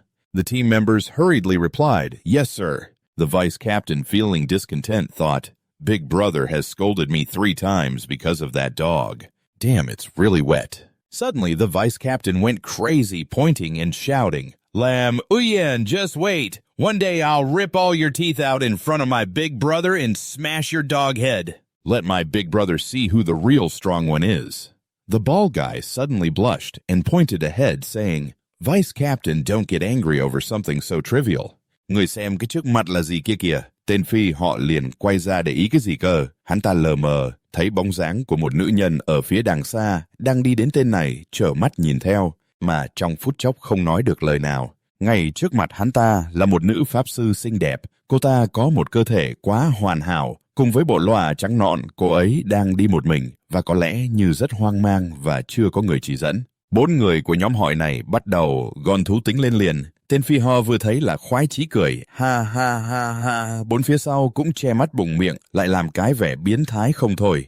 Chuyện cảnh vệ lại khu vực của Lâm Uyên Anh sau khi phá đảo cái hang động của người đầu chó Lâm Uyên một mình bước đi ra ngoài trong ánh nắng chiều tà vàng ươm. Dáng vẻ của anh đạo mạo và thật cô đơn. Lâm Uyên vừa đi vừa nhìn vào bằng hệ thống của mình. Xác sống người đầu chó, cấp độ 7, sinh mệnh 1000 T công 150 phòng ngự 80.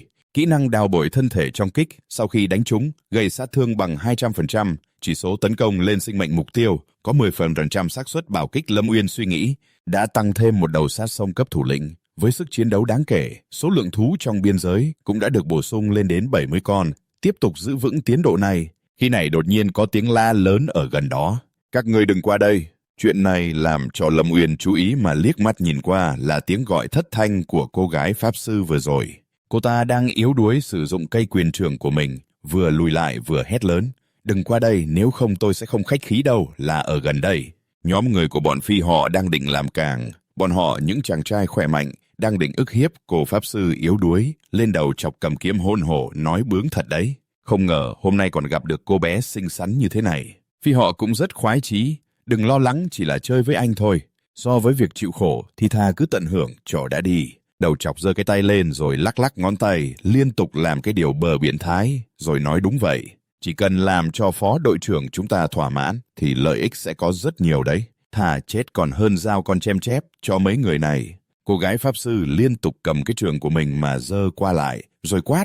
Còn lại gần nữa tôi sẽ không khách khí nữa đâu đó nha.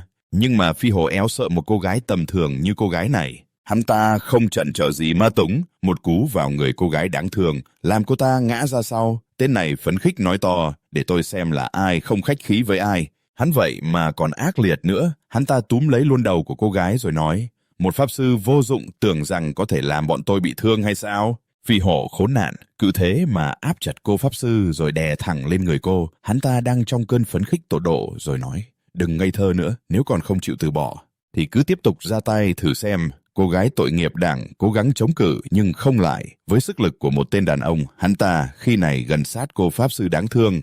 Thú tính của hắn lại bắt đầu vượt trội lên. Hắn sử dụng cái lưỡi cong quẹo của mình mà đẩy qua, đẩy lại rồi dí sát vào mặt cô gái và nói, tới đây, tiếp tục đi. Cô càng chống cự tôi càng thích hơn đó. Cô gái đáng thương cố gắng nhắm chặt mắt lại để không nhìn thấy cái hình ảnh gớm ghiếc của tên trước mặt. Bây giờ đây tên này quá đáng hơn hắn ta, không kiềm chế nổi nữa rồi. Một tay lôi mạnh tà áo của cô gái trước mặt cô liên tục gào thét để cầu cứu, nhưng dường như là vô vọng. Cái tên này đang cười mà miệng nhếch đến tận mang tai. Hắn không khác gì một con thú dữ đột nhiên sắp được sơ múc được món ngon. Nào ngờ có một bàn tay của ai đó đầm cho hắn một phát méo mặt chỉ một cú thôi mà gậy luôn mấy cái răng. Chewing rice inside, he glared up at the sky with a fake expression. It was Lam Uyen who just happened to use the newly received treasure. He clenched his fist tightly. Just one punch from Lam Uyen. Yet it sent Phi the tiger flying back 10 meters. He hadn't even had a chance to react when the girl was hit with a powerful shock. This guy screamed in pain, horrified, while the group following Phi. The tiger had its mouth agape. They clutched their heads and screamed, Vice Captain! Vice Captain! Not only that, just one punch from Lam Uyen. Yet it made this Vice Captain fly far, crashing straight into the nearby rock wall. Dust and smoke erupted like a terrifying explosion. He was stuck against the nearby stone wall. It created a large hole. This guy went limp and was severely injured. He fell back, unable to move. Lam Uyen appeared with a cool demeanor. He tightened his fist with the glove. What a great treasure, Lam Uyen said in a calm voice. Not bad at all. It's more convenient than I imagined. Now Phi the tiger's companions felt they were up against someone too strong. One of them quickly ran away, thinking to himself, this isn't good. I have to find a way to report to the captain. One ran away while two stayed behind. Lam Uyen stepped in front of them, Amayat pointing at him and loudly saying, Who are you to offend the Blood Oath Guild? You're dead for sure. The poor girl over here. Her body was scratched all over. She looked dazed at her savior, but faced with this group of rascals. Lam Uyen showed no expression at all. He narrowed his gaze coldly ahead, noticing the badge on the chest of the guy in front of him. He muttered, Blood Oath Guild, huh? The Immortal Early Stage is the top guild for newcomers in the city. Most guild members are red players who specialize in evil deeds. He recalled in his past life they were always appearing with the danger notification system. They were abnormal and a symbol of death. There was even a guy among them, carrying many skulls. He muttered about what they called red players, meaning those who committed crimes like malicious attacks, theft, and robbery. The system identified them as dangerous players, with a crime score of 10 or higher. Although the evil gods haven't invaded yet, being taken down as a player wouldn't cause actual death in real life, but losing equipment and leveling down would still cause significant harm to players. At this point, Lam Yuan finally spoke up. You guys are members of the Blood Oath Guild, huh? He thought to himself in his past life these rats had caused him no small amount of trouble. Now, the bald guy and one from the group looked at each other. They were dumbfounded and didn't dare to respond to Lam Yuan, only mumbling softly. Then they decided to point at themselves. The bald guy declared loudly, "That's right.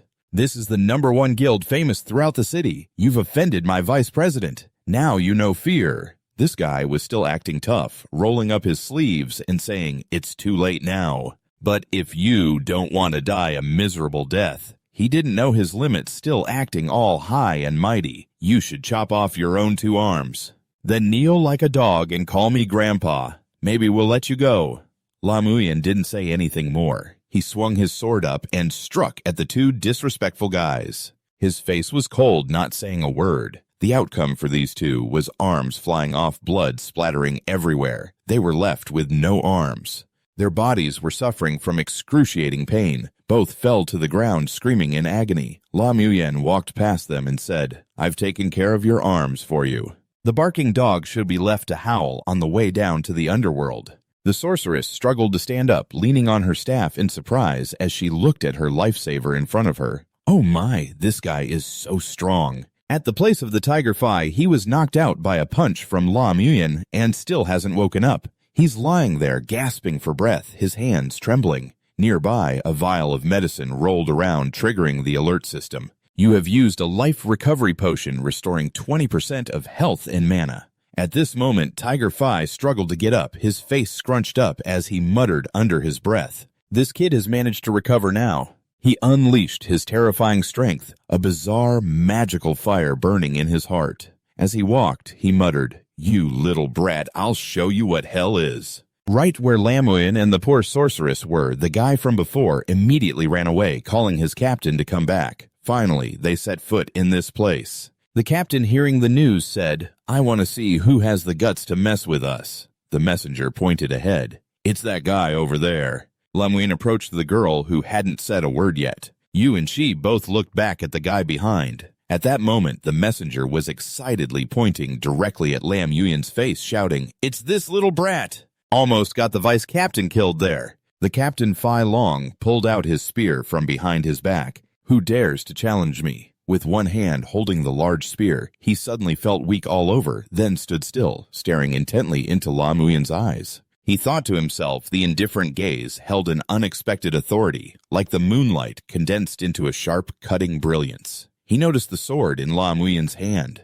Lam Yuan appeared before him, radiating fierce, magical energy, dark as a terrifying shadow. This guy sensed something was off. The pressure from him made it hard to breathe. Over here, the underling hurriedly urged the captain, "Come on, show this kid some color." He kept muttering, "You blind dog, dare to mess with us. Damn it, you must be tired of living, huh? Just wait there and die." The captain was still hesitating, staring at Lam Yuan, unable to make a move. Lam Yuan truly was a source of fear for him. Phi Long held his spear, but didn't dare to attack. He thought, damn it, with this aura, plus that sword, it's very likely a level 4 monster has appeared. This guy is probably Lam Yuan. But behind him, Phi Long's underling kept jumping around excitedly, thinking their side was strong, dancing around and urging, "You're definitely dead. Just wait there and die." Phi Long wanted to crush this foolish teammate of his so badly. He was scared to death, thinking, these idiots can't pick a fight with anyone else but him.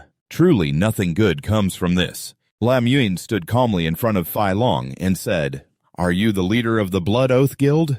Lam Yuan stood calmly in front of Phi Long, asking, "So, you're the leader of the Blood Oath Guild?"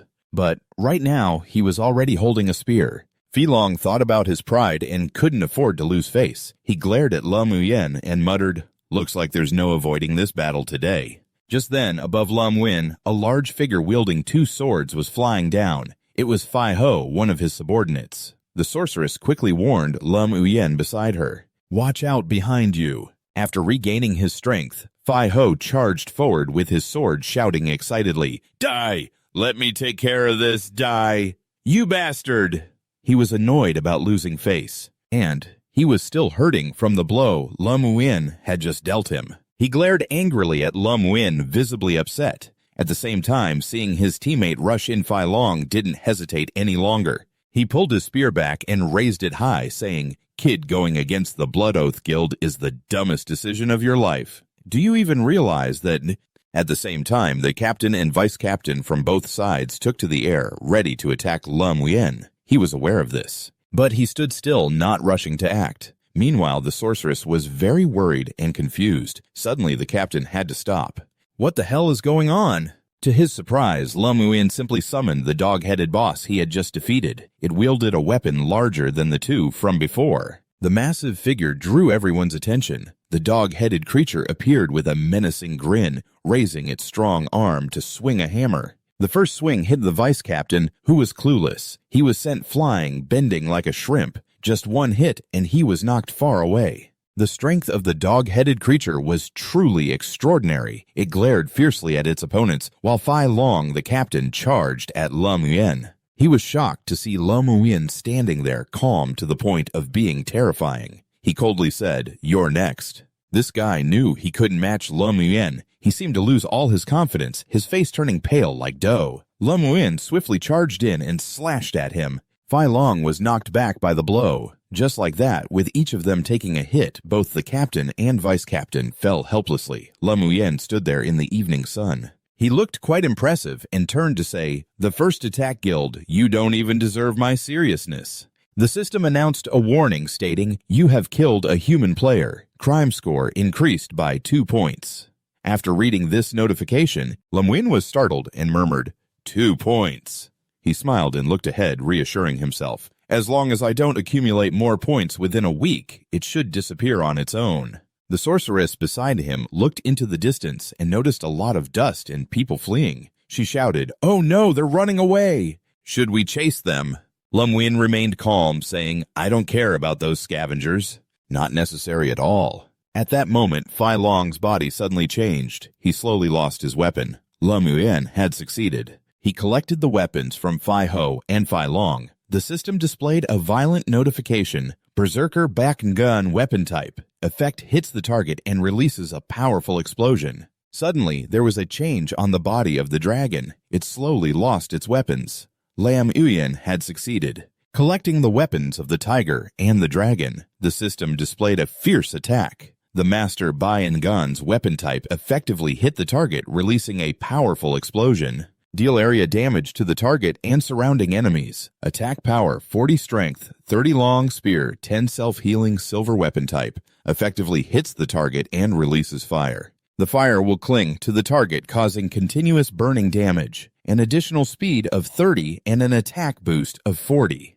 The Thorny Copper Blade is an effective weapon type with an additional attack of 15. Speed increases by 20. Retrieve all weapons from these people. Lam Muyen picked it up and muttered that the attributes weren't bad. Even if not used, it could still sell for a good price right now. Suddenly, the footsteps of the sorceress drew closer to him. After being rescued by Lam Muyen, the sorceress naturally approached him. Her cheeks flushed as she came near and said, "Thank you for saving me today, Great One. I still don't know your name." The beautiful sorceress took the initiative to get closer to Lam Muyen. He felt a bit shy with a girl approaching him like this. So close to me like this. And she's a pretty girl, too.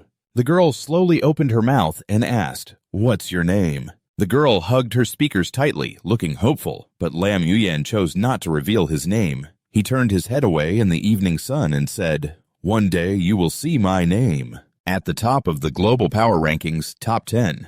Upon hearing this, the sorceress's heart raced, her whole body flushed, as if she were about to faint. She whispered, stammering, "Top 10 really?"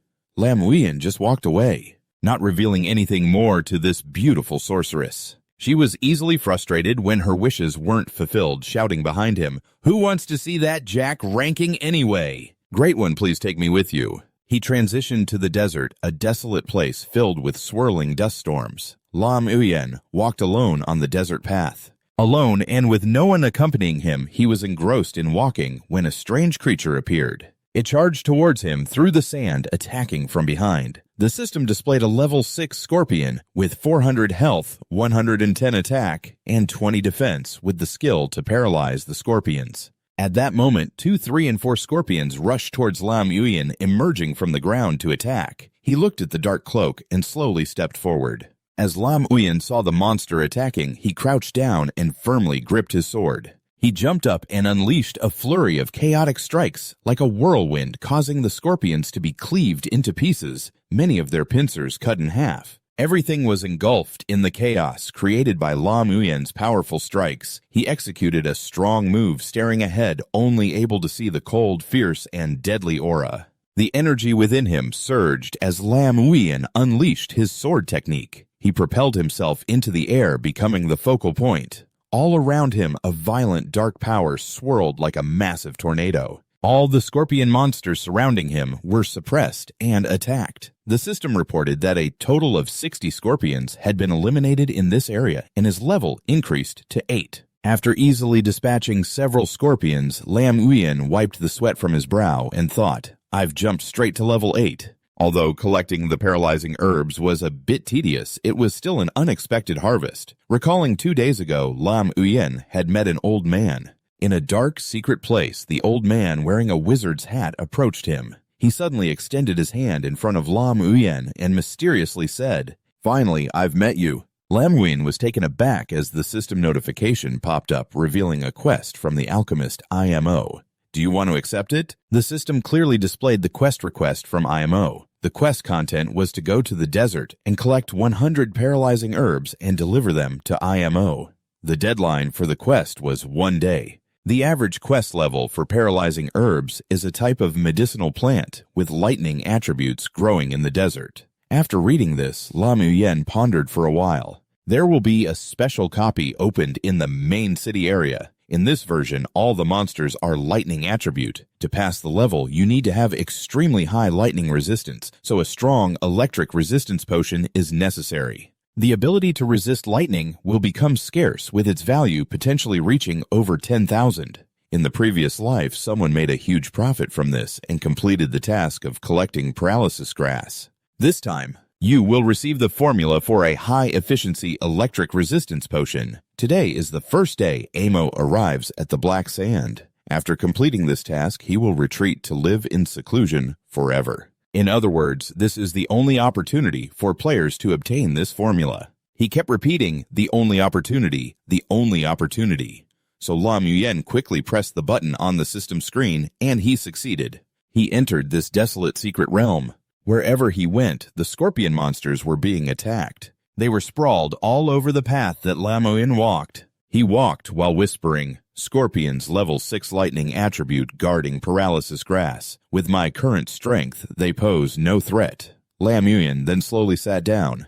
He touched a blade of grass by the roadside and whispered, "I've successfully snatched the task. While I'm at it, I'll also practice my gathering skills to master them." Lam Uyen picked a few blades of grass.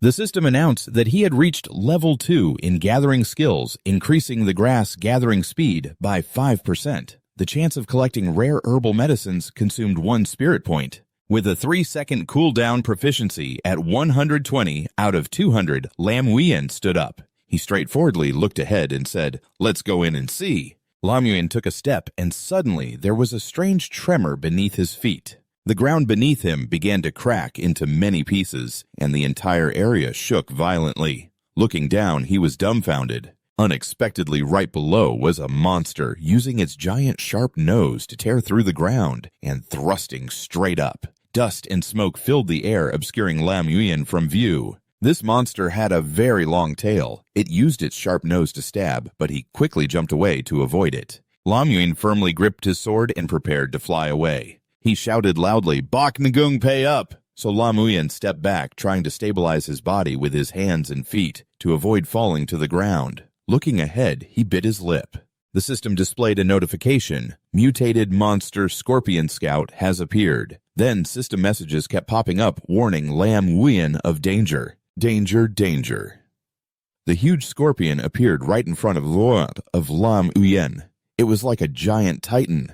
Lam Uyen bowed his head to resist trying to shield himself from the sandy ground. At this moment, he thought, I never expected a mutated monster to appear here. The system clearly displayed Scorpion Scout Level 10 Life 2800 Attack, 400 Defense, 55 Skills Paralysis, Lightning Venom, Ground-Tearing Lightning Protection Crystal.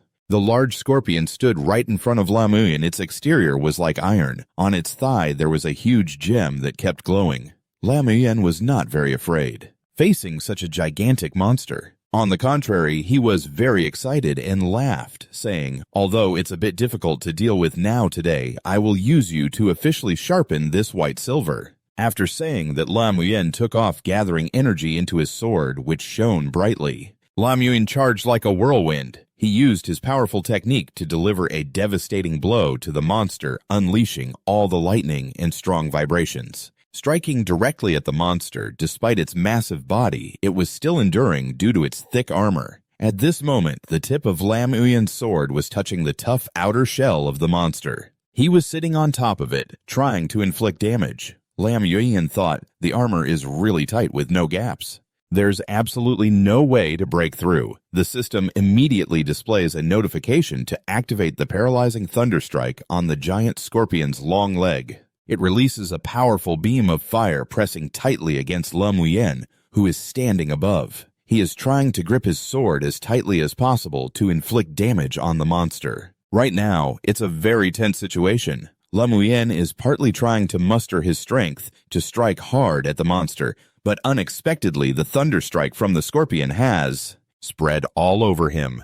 He realizes that the thunderstrike system reports the activation of the piercing poison skill. The tail with a large crystal of the monster shifts, pointing its sharp tip back at Lam Uyen, who is trying to hurt it. He notices the scorpion's poisonous stinger getting closer to him, and startled Lam Uyen knows it will attack. He quickly withdraws his sword. Then he jumps up high to dodge as the scorpion stings itself in the process. It also applies its thunderstrike to itself. The scorpion, furious, quickly withdraws its poisonous tail from its body, and now Lam Uyen is jumping far away. The scorpion screams in rage, its thunder strike from its tail rushing straight toward Lam Uyen. He is now also struggling to withstand the impact. This injury makes Lam Uyen look up. Its power exceeds his expectations. He must first disperse its combat force. The whole monster suddenly shakes violently. It angrily stomps and rushes to attack Lam Uyen at all costs. This one has really lost its mind.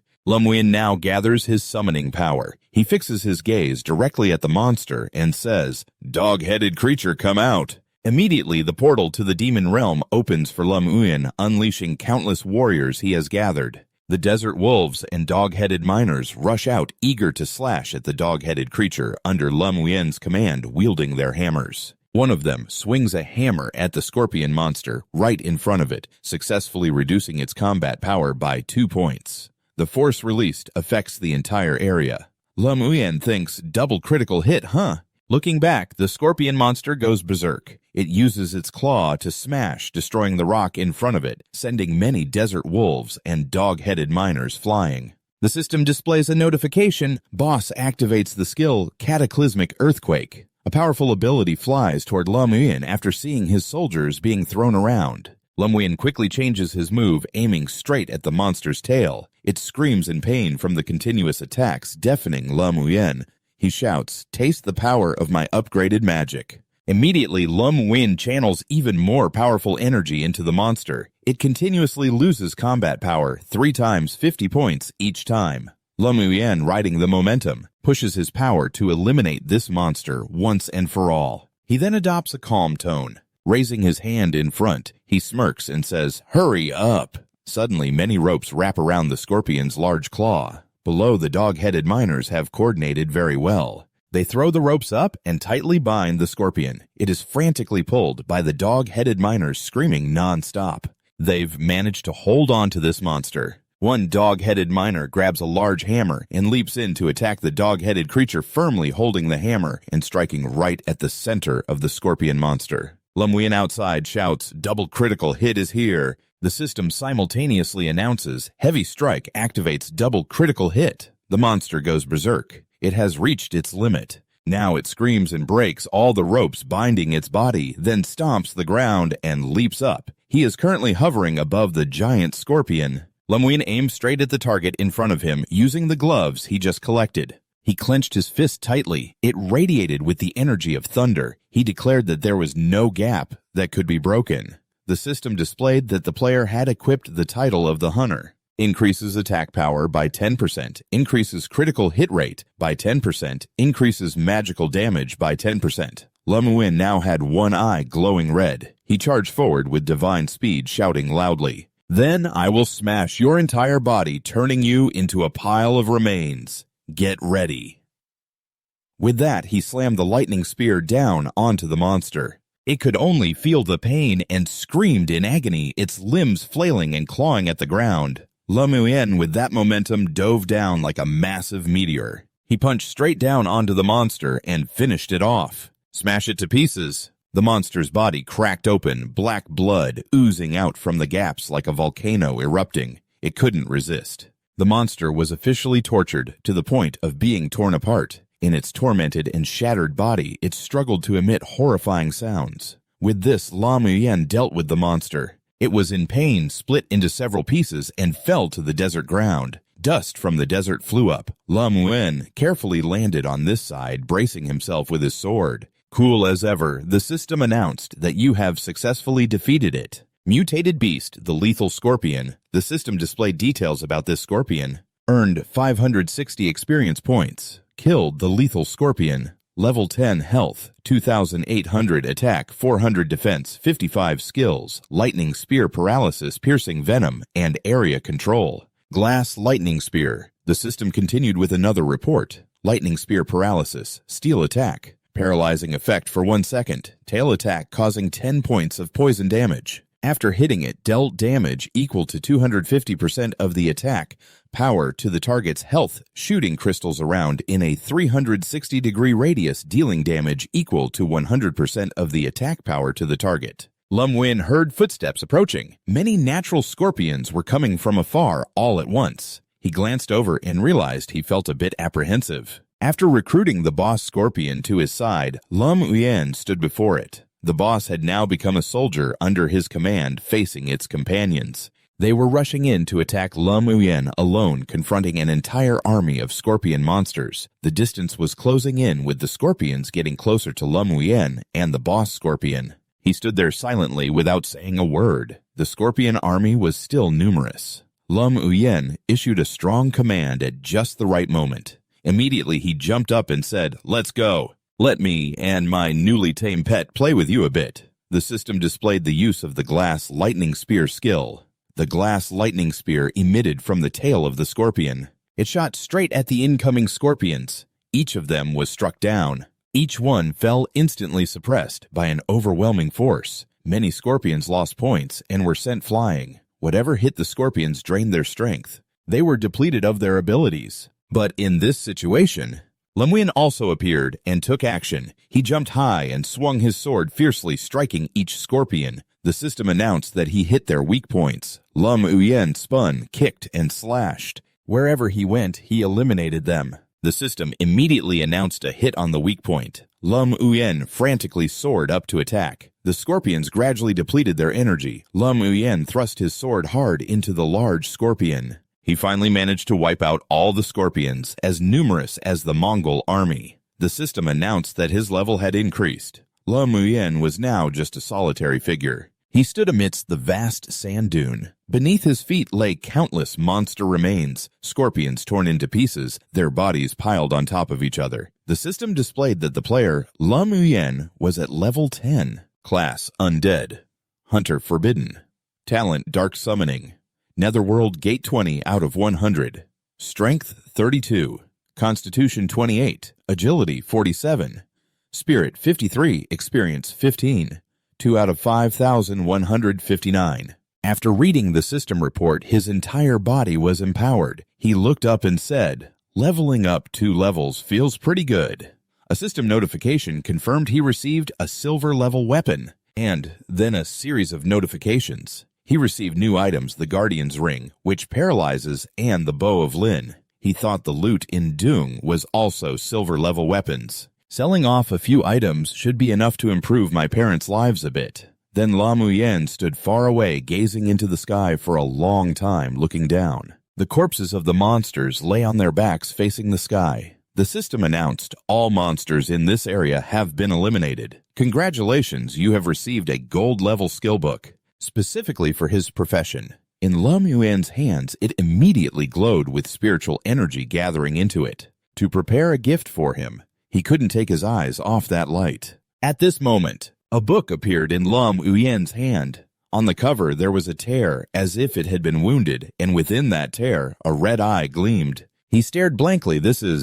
The system displayed the golden curse. The condition is only for the undead hunter. Above the tear, a source of brilliant energy radiated outward and enveloped La Muyen's entire body. He placed his hand on it and felt the bad luck. The system chimed in, notifying that the skill book was automatically memorized by the player. Consequently, the book always shone, radiating even more intensely. Right beneath his feet, a large circle erupted violently. La Muyen felt as if he was being transformed. The system announced, "Congratulations, player, you have received the exclusive skill of the Undead Hunter." Suddenly, a brilliant lightning bolt descended from the high sky. All of it crashed into La Muyen. The system notified that in the dark area, a greenish-gray smoke appeared swirling with many skulls, large and unseen by our main character. The system reported the Curse of Darkness. Level 1 effect. Deal 20% damage to the target or restore 20% of consumed health, costing 100 mana.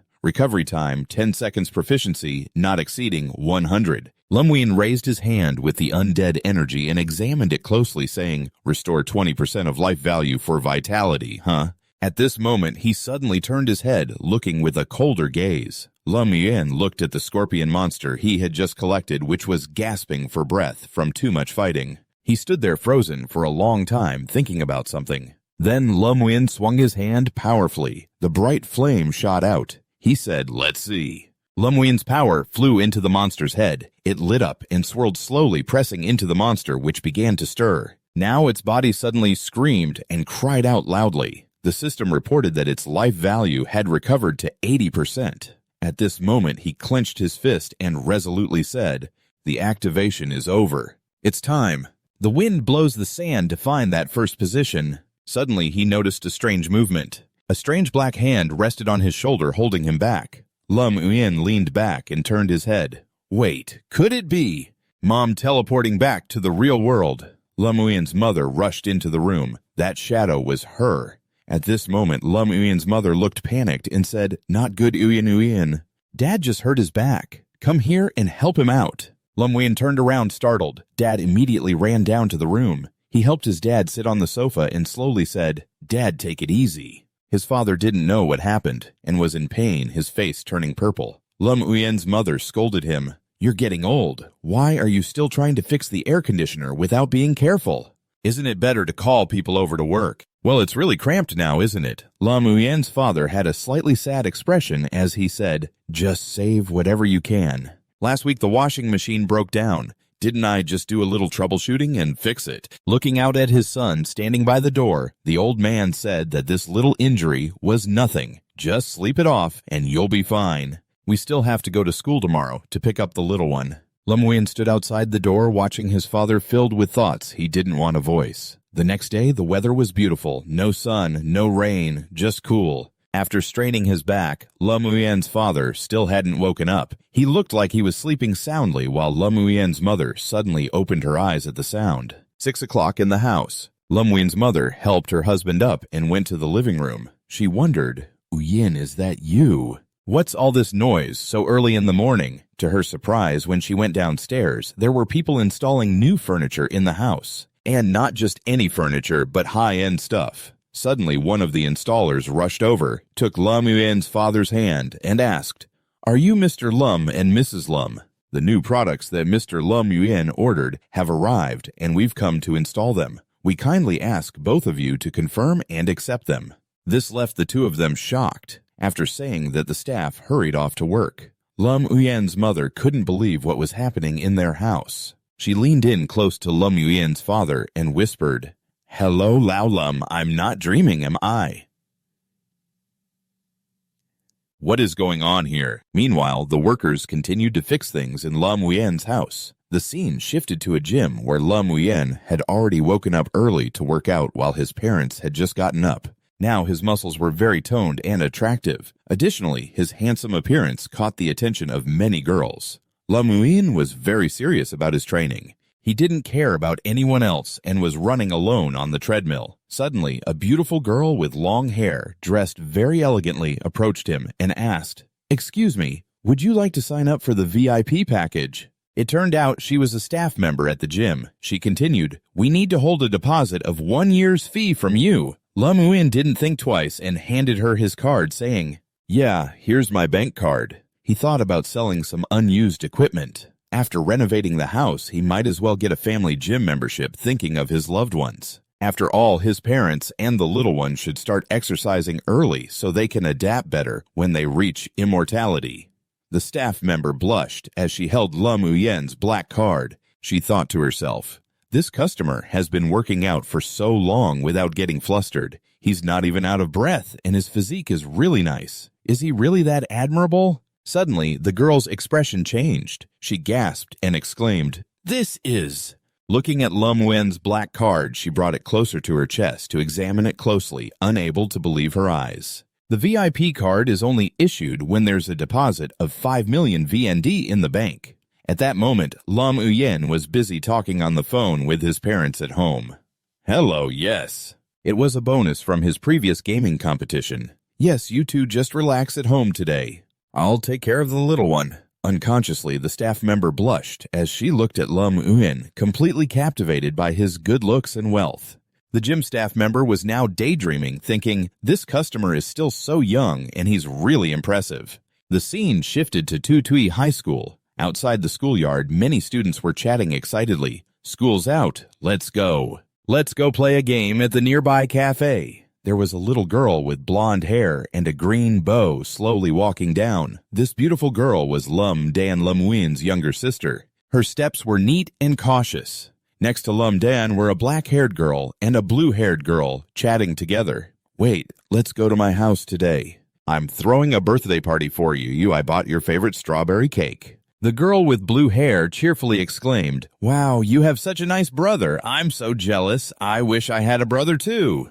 Lam Dan, walking ahead, overheard this conversation. Her eyes turned sad as she looked down and thought, "Is there really a brother worth admiring?" Lam Dan remembered her own brother, always lost in his games, eating like there's no tomorrow, and never caring about her. She walked away, quickly feeling frustrated. She didn't want to hear others talk about their brothers anymore. As she walked, she muttered to herself, "I don't need a brother." Suddenly, someone blocked her path. It was the school beauty. A few guys looking for trouble, one with a bird-like haircut, grinned and said, "How many times have we invited you guys and you still won't join us?" The blonde guy behind looked flashy and arrogant. He crossed his arms and smiled. "This time I'm personally inviting you. You can't refuse, right?" Standing in front of Lam Dan were 4 rowdy boys looking to pick a fight with her. Facing these punks didn't scare Lam Dan much. She boldly shouted, "What do you want?" The 2 girls behind her decided to join in. The girl with black hair stretched her arms and spoke up loudly. "Who are these guys?" "Class president." The blue-haired girl pressed her lips together, staring straight at the group. Lam Dan didn't expect her 2 friends to get involved in her situation. The brown-haired guy couldn't help but move closer to Lam Dan, eyeing her smooth skin. "Let's see if I can squeeze some tears out of you," he said. Lam Dan, irritated, quickly dodged and shouted, "Don't touch me!" The brown-haired guy cursed angrily, and Lam Dan stood her ground, pointing directly at the troublemaker. "If you keep bothering me, I'll call the police." The guys were furious because a weak girl dared to resist them. Not getting what they wanted, the brown-haired guy started to attack. He swung a punch and yelled, "Damn it! You're such an ungrateful brat!" Lam Dan was hit hard, sent crashing to the ground. She cried out in pain, and the two girls beside her were shocked, not expecting this guy to be so violent. Class president. The crazy guy continued raising his hand aggressively, saying in a haughty tone, "Touching you means I'm giving you attention. What are you pretending to be so high and mighty for?" Lamdan felt weak and couldn't fight back. She only defended herself by covering her beautiful face with her hands, hoping he wouldn't hit her in vulnerable spots. The poor girl tried to pull away, not knowing who to call for help. Suddenly, a strong hand grabbed the troublemaker's wrist. Lamdan thought she was about to be in serious trouble. When she realized she wasn't being hit anymore, she slowly opened her eyes and looked up. She saw her brother standing in front of her, intervening to teach the brown-haired guy a lesson. Lam Yuan, dressed in black, looked dangerous. He used one hand to twist the troublemaker's arm, leaving him in pain. "Who dares to bully my sister?" When Lamdan saw her brother, she was stunned and surprised. "Is that really you?" Lam Yuan stood there looking at his sister with concern, but not saying a word. His face remained cold as he turned to glare at the scumbag. The guy was restrained with one hand, but the other was still restless. This punk still didn't realize his position. He tensed up, ready to attack Lam Yuan. Damn it! Where did this wild dog come from? So his three underlings started charging at Lam Yuan all at once. The red-haired guy shouted, "If we don't knock your teeth out today, we'll take your name." The bulbul also roared, "You wanna die, huh?" And the brown-haired guy urged, "Stop talking. Let's break his arms first." How could they possibly stand against Lam Yuan? He simply took down two of them with a single punch. The red-haired guy and the bulbul made him vomit. His face twisted in agony as he screamed in despair. After that, Lam Yuan gifted the red-haired guy a knockout punch. Just one kick, and this guy's back felt like it shattered right away. Lam Yuan then kicked the brown-haired guy, sending him tumbling. Meanwhile, his friends were all sprawled out on the ground. Finally, Lam Yuan stomped his foot straight down, right into the face of the brown-haired guy. His bright face was splattered with red syrup. Lam Yuan delivered a brutal blow, saying, "Now that you've messed with my sister, there's no way you're getting back alive." He casually shoved his hands into his pockets. With just a kick, he slammed the brown-haired guy's head into the ground.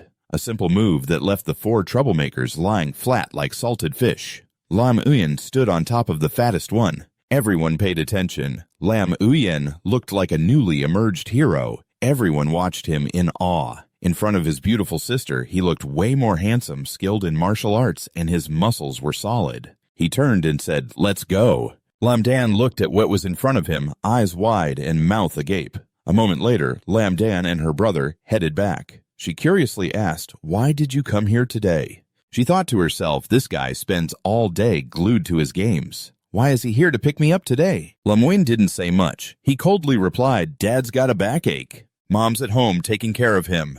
Hearing this, Lamdan was startled and worried about Dad. She immediately turned and asked, "He has a backache. Is it serious?" Lam Yuan slowly said, "Not too serious." So the atmosphere between the two fell silent. No one spoke as they walked home. Lamdan suddenly thought it felt like a long time since they had talked like this. With him right, how awkward looking at Lam Yuan now. He was way more handsome. His strong physique was enough for a girl to lean on. Lam Yuan's personality was also much more mature now, unexpectedly making his little sister feel a bit strange.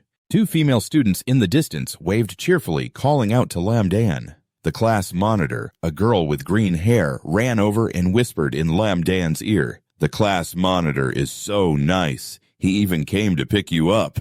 Unlike my lazy brother." The girl with black hair next to her excitedly chimed in, Exactly. So you have a brother who's not only handsome but also talented like that. Why have I never heard you mention him before?" Lamdan looked up at her brother, thinking to herself, "This guy is handsome, really." Around Lam Yuan were the gasps of Lamdan's school friends. "Wow, who is he? So handsome. Yeah, he seems like an alumnus coming back to school." Looking at him, he was way more stylish than the boys in school. Very quickly, Lam Yuan became the center of attention for the high school girls. Lamdan thought, his charm is off the charts. Right after that, a girl with pink hair ran up to Lam Yuan. "Hi, hello." Lam Yuan also greeted her back, relaxed and polite. "Hello there." Lamdan thought to herself, yeah, his height is pretty impressive, isn't it? I never noticed before. Maybe it's because I wasn't standing close enough to see clearly. Lam Dan thought to herself he must have been working out for a long time now. You can really see the muscles. I can't believe he just fought and already looks so strong. It really is a surprise. She couldn't help but remember her brother's image from back in the day. He was always shy and lacked confidence in crowds, always with his head down, glued to his phone.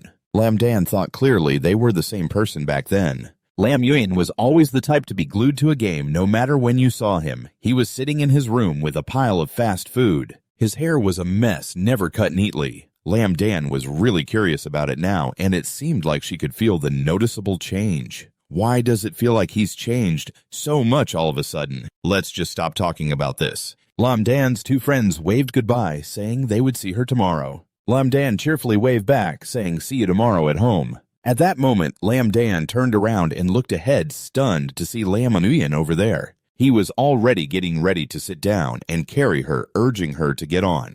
This made the girls from a distance look on in amazement. Everyone was impressed, but Lam Dan felt a bit uncomfortable. She didn't want to be the center of attention. She kept waving her hands and turned away, saying, I can walk by myself. She thought to herself, what the heck is this? I don't want to be carried on his back in front of so many people, but Lam Nguyen wouldn't allow it. He pulled Lam Dan's hand back, and she felt so embarrassed she couldn't even look at anyone. It was Lam Nguyen directly carrying his sister on his back. Lam Dan was already grown up, yet Lam Nguyen still did this. She was so embarrassed, pushing him away repeatedly. Lam Nguyen ignored everyone else, calmly carrying his sister on his back, and said, the classmates have already left.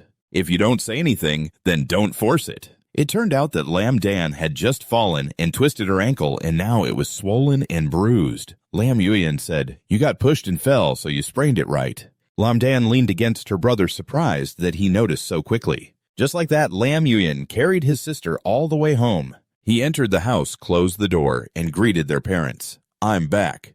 Lam Dan, still on her brother's back, also greeted their parents. The two old folks looked at their children, feeling strangely close. Their eyes met without a word, but they both understood what each other was thinking. Lam Nguyen's father, still recovering, turned and said, it's good that you're back.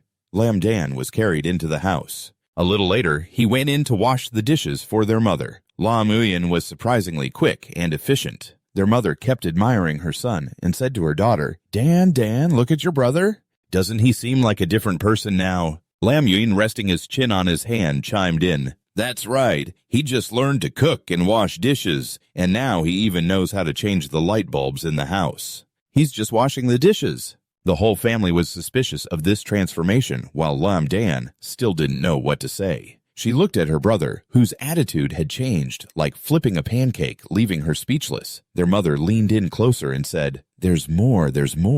Our sibling relationship is just like when we were kids, huh? Even better, actually. Lum is always shy, not at all. She blew on the hot cup of tea in her hands, thinking, this guy is really strange. Has he really changed?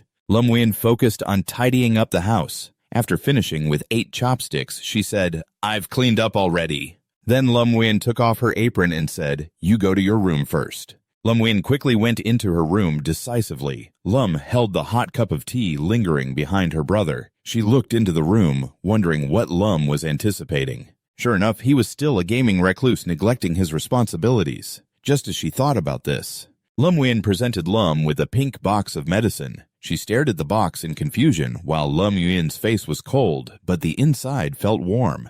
Tan turned around and snapped at his sister. Use this after your shower. It's really effective, trust me. Lum was surprised by her brother, saying that Lum Nguyen went back to her room and intended to close the door. He called out, I'm playing games here. If there's nothing going on, don't come into my room. Lum held tightly onto her brother's medicine bottle. She felt a bit strange, but after thinking it over, it still felt very warm. 100 times better than the Lum Nguyen of the past. She blushed and said, I know. No one wants to go into his room anyway. Lum happily held the medicine box and smiled. Their mother chimed in.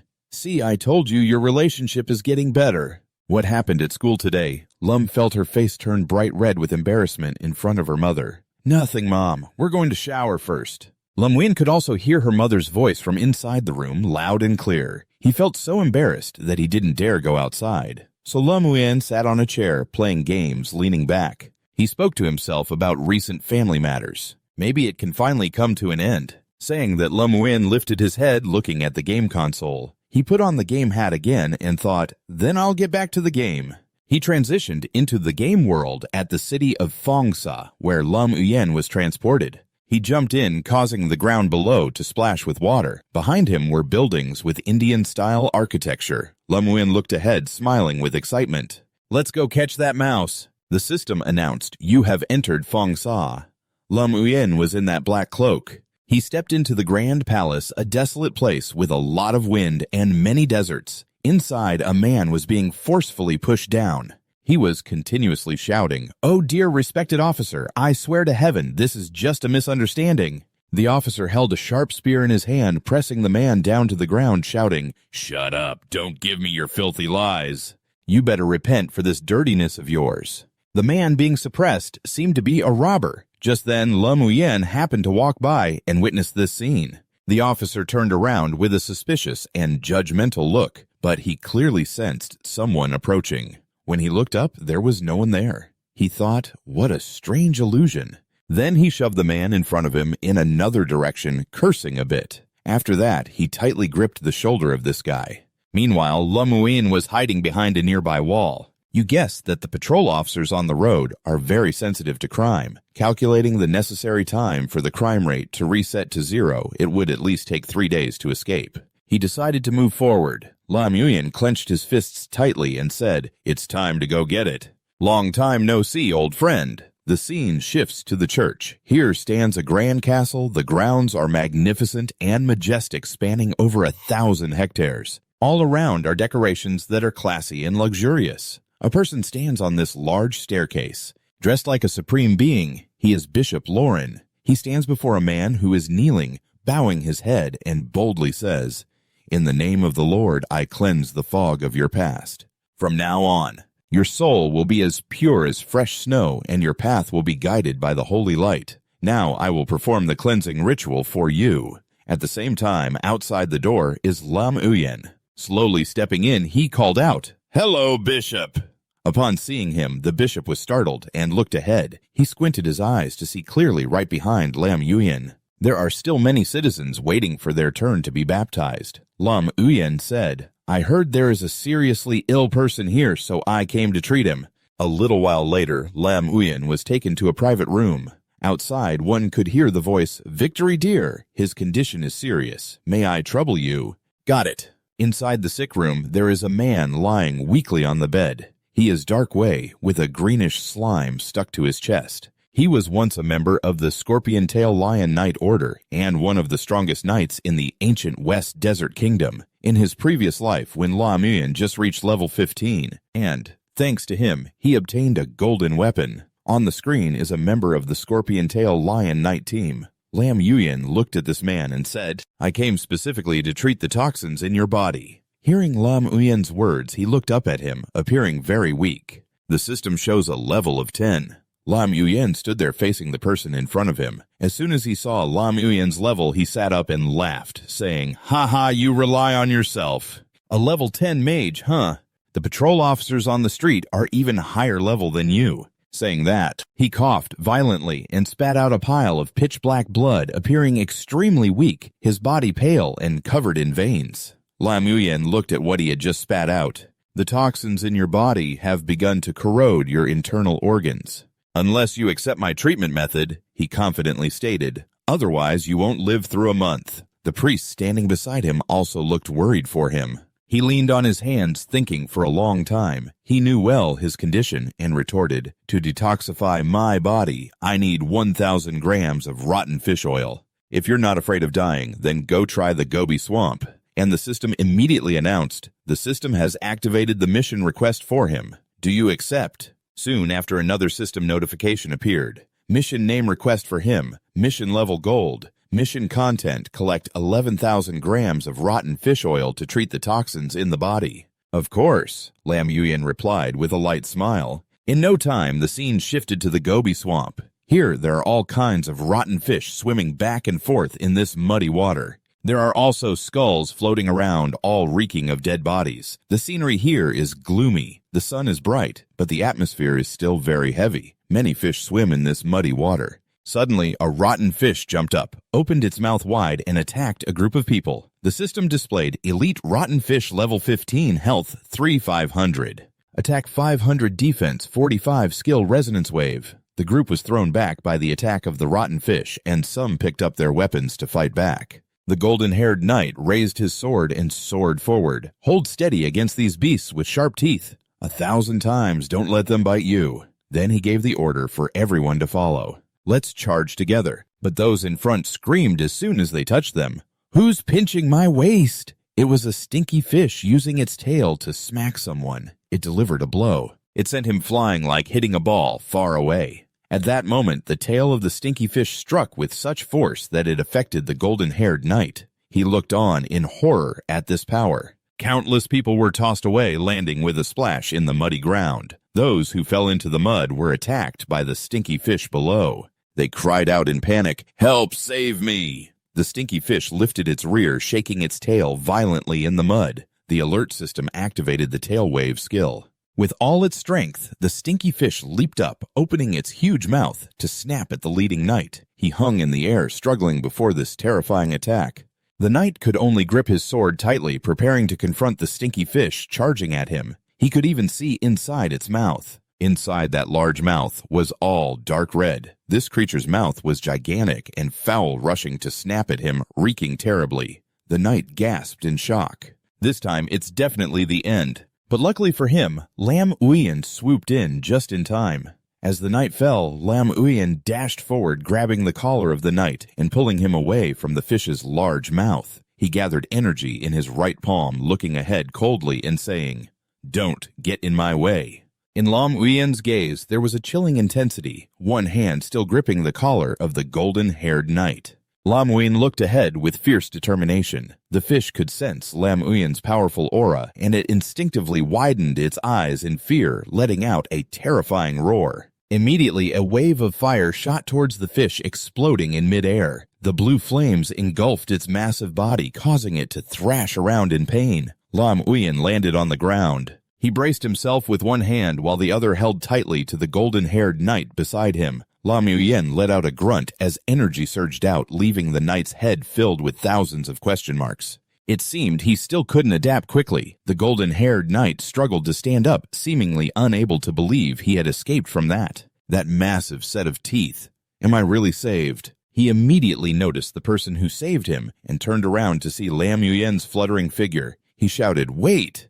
But Lam Uyen didn't pay any attention to the knight. He unleashed all his power and soared up high, directly confronting the fish. The knight looked over at Lam Uyen demonstrating his abilities and exclaimed, "That's the great deity from earlier." Now Lam Uyen hovered high in the air, swirling his hand to gather powerful energy into a glowing green sphere. He took a leap and threw the green ball straight down. It unleashed a barrage of energy beams, shooting directly at the stinky fish in the muddy puddle. The fish continuously lost combat points, screaming in agony. One fish couldn't take it anymore. It thrashed its tail and leaped high, mud splattering everywhere. They were now furious, using their tails to leap at Lam Uyen, trying to tear him into 100 pieces. The situation was dire. The knight shouted a warning, "Be careful, great deity!" Countless fish leaped up, lunging at Lam Uyen, but wherever he went, he vanished in an instant. They opened their mouths wide, even swallowing a bunch of mud. Lam Uyen moved like lightning, dodging, while calling out to them, "Is that all you've got?"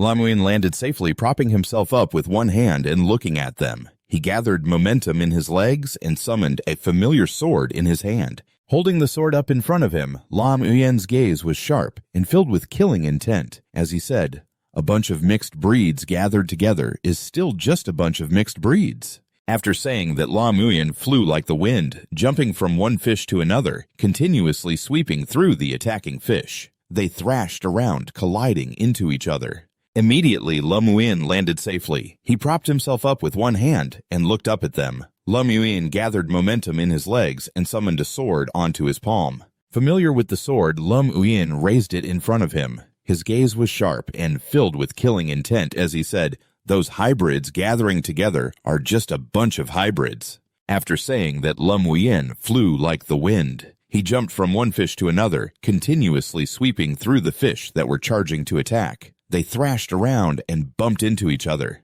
I don't know what else to do, but up here, the knight looks down and feels completely lost. Where the hell did this big shot come from? Just a moment ago, the 8 of us were almost defeated. And yet he single-handedly took down 5 of them. That's some serious power. It's just a pity that being alone means he can't kill the rotten fish. Just as he thought that this blonde knight panicked when he looked ahead. His face tightened and turned pale. Right in front of him, the rotten fish swarmed, electric sparks turning them green. In the presence of La Muyen, each one of them felt heavy and uncomfortable. La Muyen then pushed forward, his green aura spreading everywhere. He glared ahead and let out a gasp.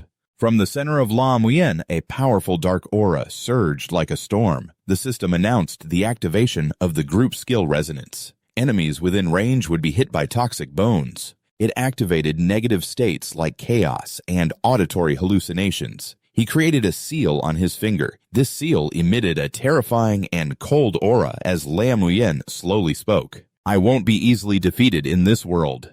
With that, La Muyen shouted, "Come forth, my giant zombie wolf!" He opened the portal to hell. From within, La Muyen's powerful wolf emerged, baring its fangs to intimidate. La Muyen pointed directly at his pet and shouted, "Use the Howling Wolf skill." It immediately jumped onto a nearby rock mound. Following La Muyen's command, it howled loudly. This made the rotten fish in the swamp suffer from headaches, their ears ringing as they swirled around. The system announced a hit. The rotten fish fell into a state of unconsciousness. Immediately, La Muyen placed his hand on his face. He was using his system saying, "So, now." The system displayed a notification, Awakening Mask, a one-time use poison gas mask. Thus, La Muyen summoned a mask. He bent down with his sword in hand, La Muyen in his cool mask. His eyes sparkled with excitement for this battle. Above, La Muyen's trump card growled and stomped aggressively. He stood before his wolf and jumped. As La Muyen charged forward, a powerful aura surrounded him. He dashed ahead, yelling, "Lie down and accept your death." Immediately, a rotten fish was struck in its weak spot. It opened its mouth wide in excruciating pain. One, then two, all were consecutively hit by La Muyen's slashes. Twisting and turning, he successfully struck. He was like a bird soaring with his sword, cutting down everything. La Muyen shouted, "Die!" A flurry of system notifications flooded in. Hit weak point! Hit weak point! In the end, La Muyen delivered one final strike to the head of a large fish blood erupting like a volcano. Its mouth opened wide, screaming as if to burst eardrums, and the screams continued just like that. Once again, it was all La Muyen acting alone to eliminate them. You're standing on a mountain surrounded by fish piled up. Your posture is dignified yet solitary. You gently grip your sword and move forward. The fish, sensing your presence, immediately flee. They now know they're no match for La Muyen anymore. La Muyen clenches his fists tightly. He speaks in a slow, sinister tone. "If you like being a worm, crawling in this muddy mess, then you'll rot down there forever. Damn those mixed-up fish." After saying that, La Muyen forcefully throws his sword, which soars through the air, radiating with thunderous energy. It aims straight at the stinky fish that was about to escape. A fierce burst of light erupts, exploding in the foul swamp, aided by a gas mask. La Muyen gains additional strength, striking the weak points of each fish, one by one. Witnessing this skillful display, everyone can't help but be amazed. Incredible.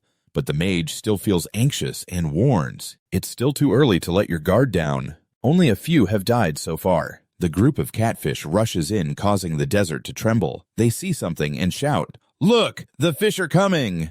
The more the merrier for them, as he coldly commands them to move. Go summon the undead. A scorpion boss is about to hit the stage, spreading its sharp tail. Two sources of purple light converge, triggering the glass thunder skill. The gem on its head reaches its maximum capacity. It shoots out sharp crystalline shards all around. Countless pieces create a rain of crystals piercing down from the sky directly at the fish monsters.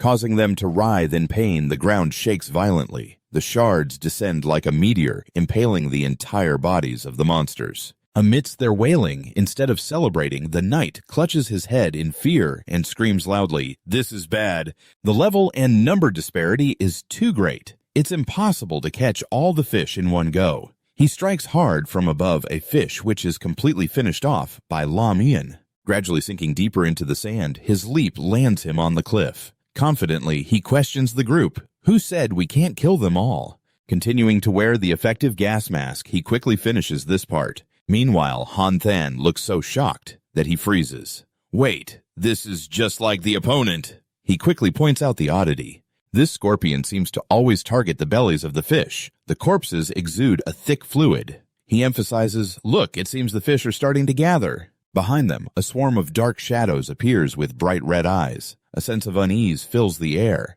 Han Than can only speculate as they all rush towards the corpses, their kind tearing into the flesh. When the female fish die or spawn, they release a large amount of pheromones, attracting fish into a frenzy to protect their eggs, immediately activating the frenzy mode, indiscriminately targeting enemies. Without needing to exert too much effort, Lam Yuyan wisely stands amidst the chaos and states, it's all about exploiting the nature of this fish swarm, making them kill each other. Just when they thought they were safe, a fish lunges forward, breathing heavily. It bursts from beneath the sand, opening its wide, toothy mouth. Warning everyone, be careful. He bends his body close to the cliff edge where Lam Yuyan stands, creating a sandstorm that blows towards the group, causing panic, especially among the knights. Is this also a female fish? How can it be nearly as big as the males? Unlike them, Lam Yuyan is intrigued, thinking, this is just the right moment. There are still many cards left to play. He raises his hand forward, commanding the undead wolves. They leap from the ground, jumping high. They use their sharp jaws to pierce deep into the flesh of their prey, continuously changing positions to increase damage. A howl like that. The giant fish is immediately surrounded by the counterattack of the wolf pack. Bite marks appear all over its body. No wonder it's a level 15,000 elite monster. From catfish, it's about to turn into fried fish. Although it inflicts damage, the situation remains precarious for Lam Yuyan as he commands 6,000 undead wolves, yet they still can't deliver a lethal blow. The fish still has strength to struggle and scream, but nothing can really challenge me. He gently pulled out his sword, affirming that as long as he could keep you from moving, it would be much easier to handle while the pack of wolves continued their mission to attack the enemy. Each lightning bolt aimed to slash horizontally at the target, ready to eliminate the rotten fish. Lam Yuyan immediately struck, slashing across the belly of the rotten fish, causing it to drop all its eggs out. At that moment, he bent down to grab a handful of eggs and examine them, leaving everyone there puzzled about what the master was doing. Suddenly, Lam Yuyan turned around and shouted loudly, heading towards the rock in the center.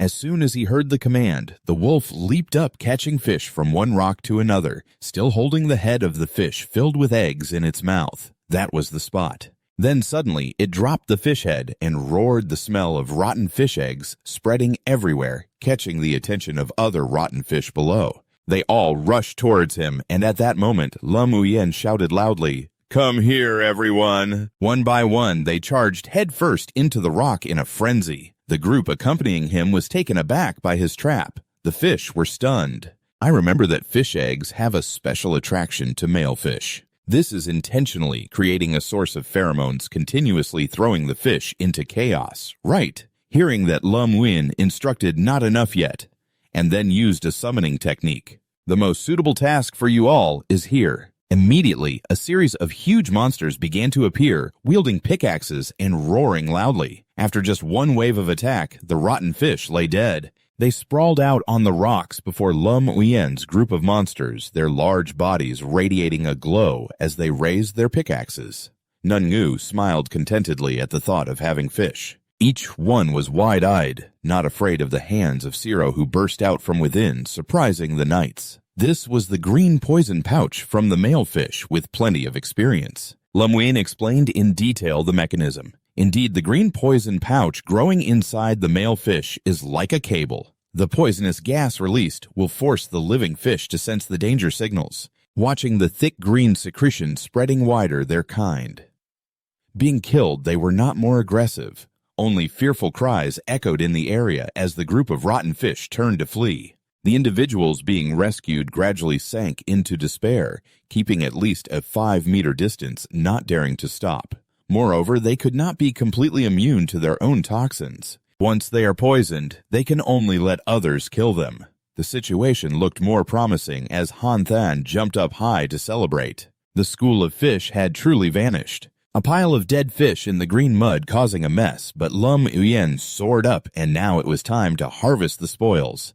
The archer couldn't believe his eyes. He stepped forward, mouth agape, astonished that one person could clear the area. It was unbelievable. Truly unbelievable. Hantun's idol, whom he admired with shining brightly eyes, sparkling with excitement, wanting to make a trophy out of his thigh. Okay, let's add some flair to the reaction. Returning to the main issue, Lum Uyen moved with sharp blades, slicing through the bodies of the rotten fish so crisp that even the bones flew off, breaking them into many pieces, then landed powerfully. To the astonishment of the soldiers, the system notification appeared granting 12,000 experience points, leveling up to level 11 standing at the edge of the pit. Full of mud and dead fish, Lum Uyen secretly rejoiced thanks to the hundreds of experience points accumulated from his previous life in this dungeon. This time he could quickly surpass, reaching for the support tool, which gradually faded into the air under the recognition of this mask. In this battle, he also made a significant contribution, raising the collection jar high. He had to sigh, regretting that it cost 5 gold to buy,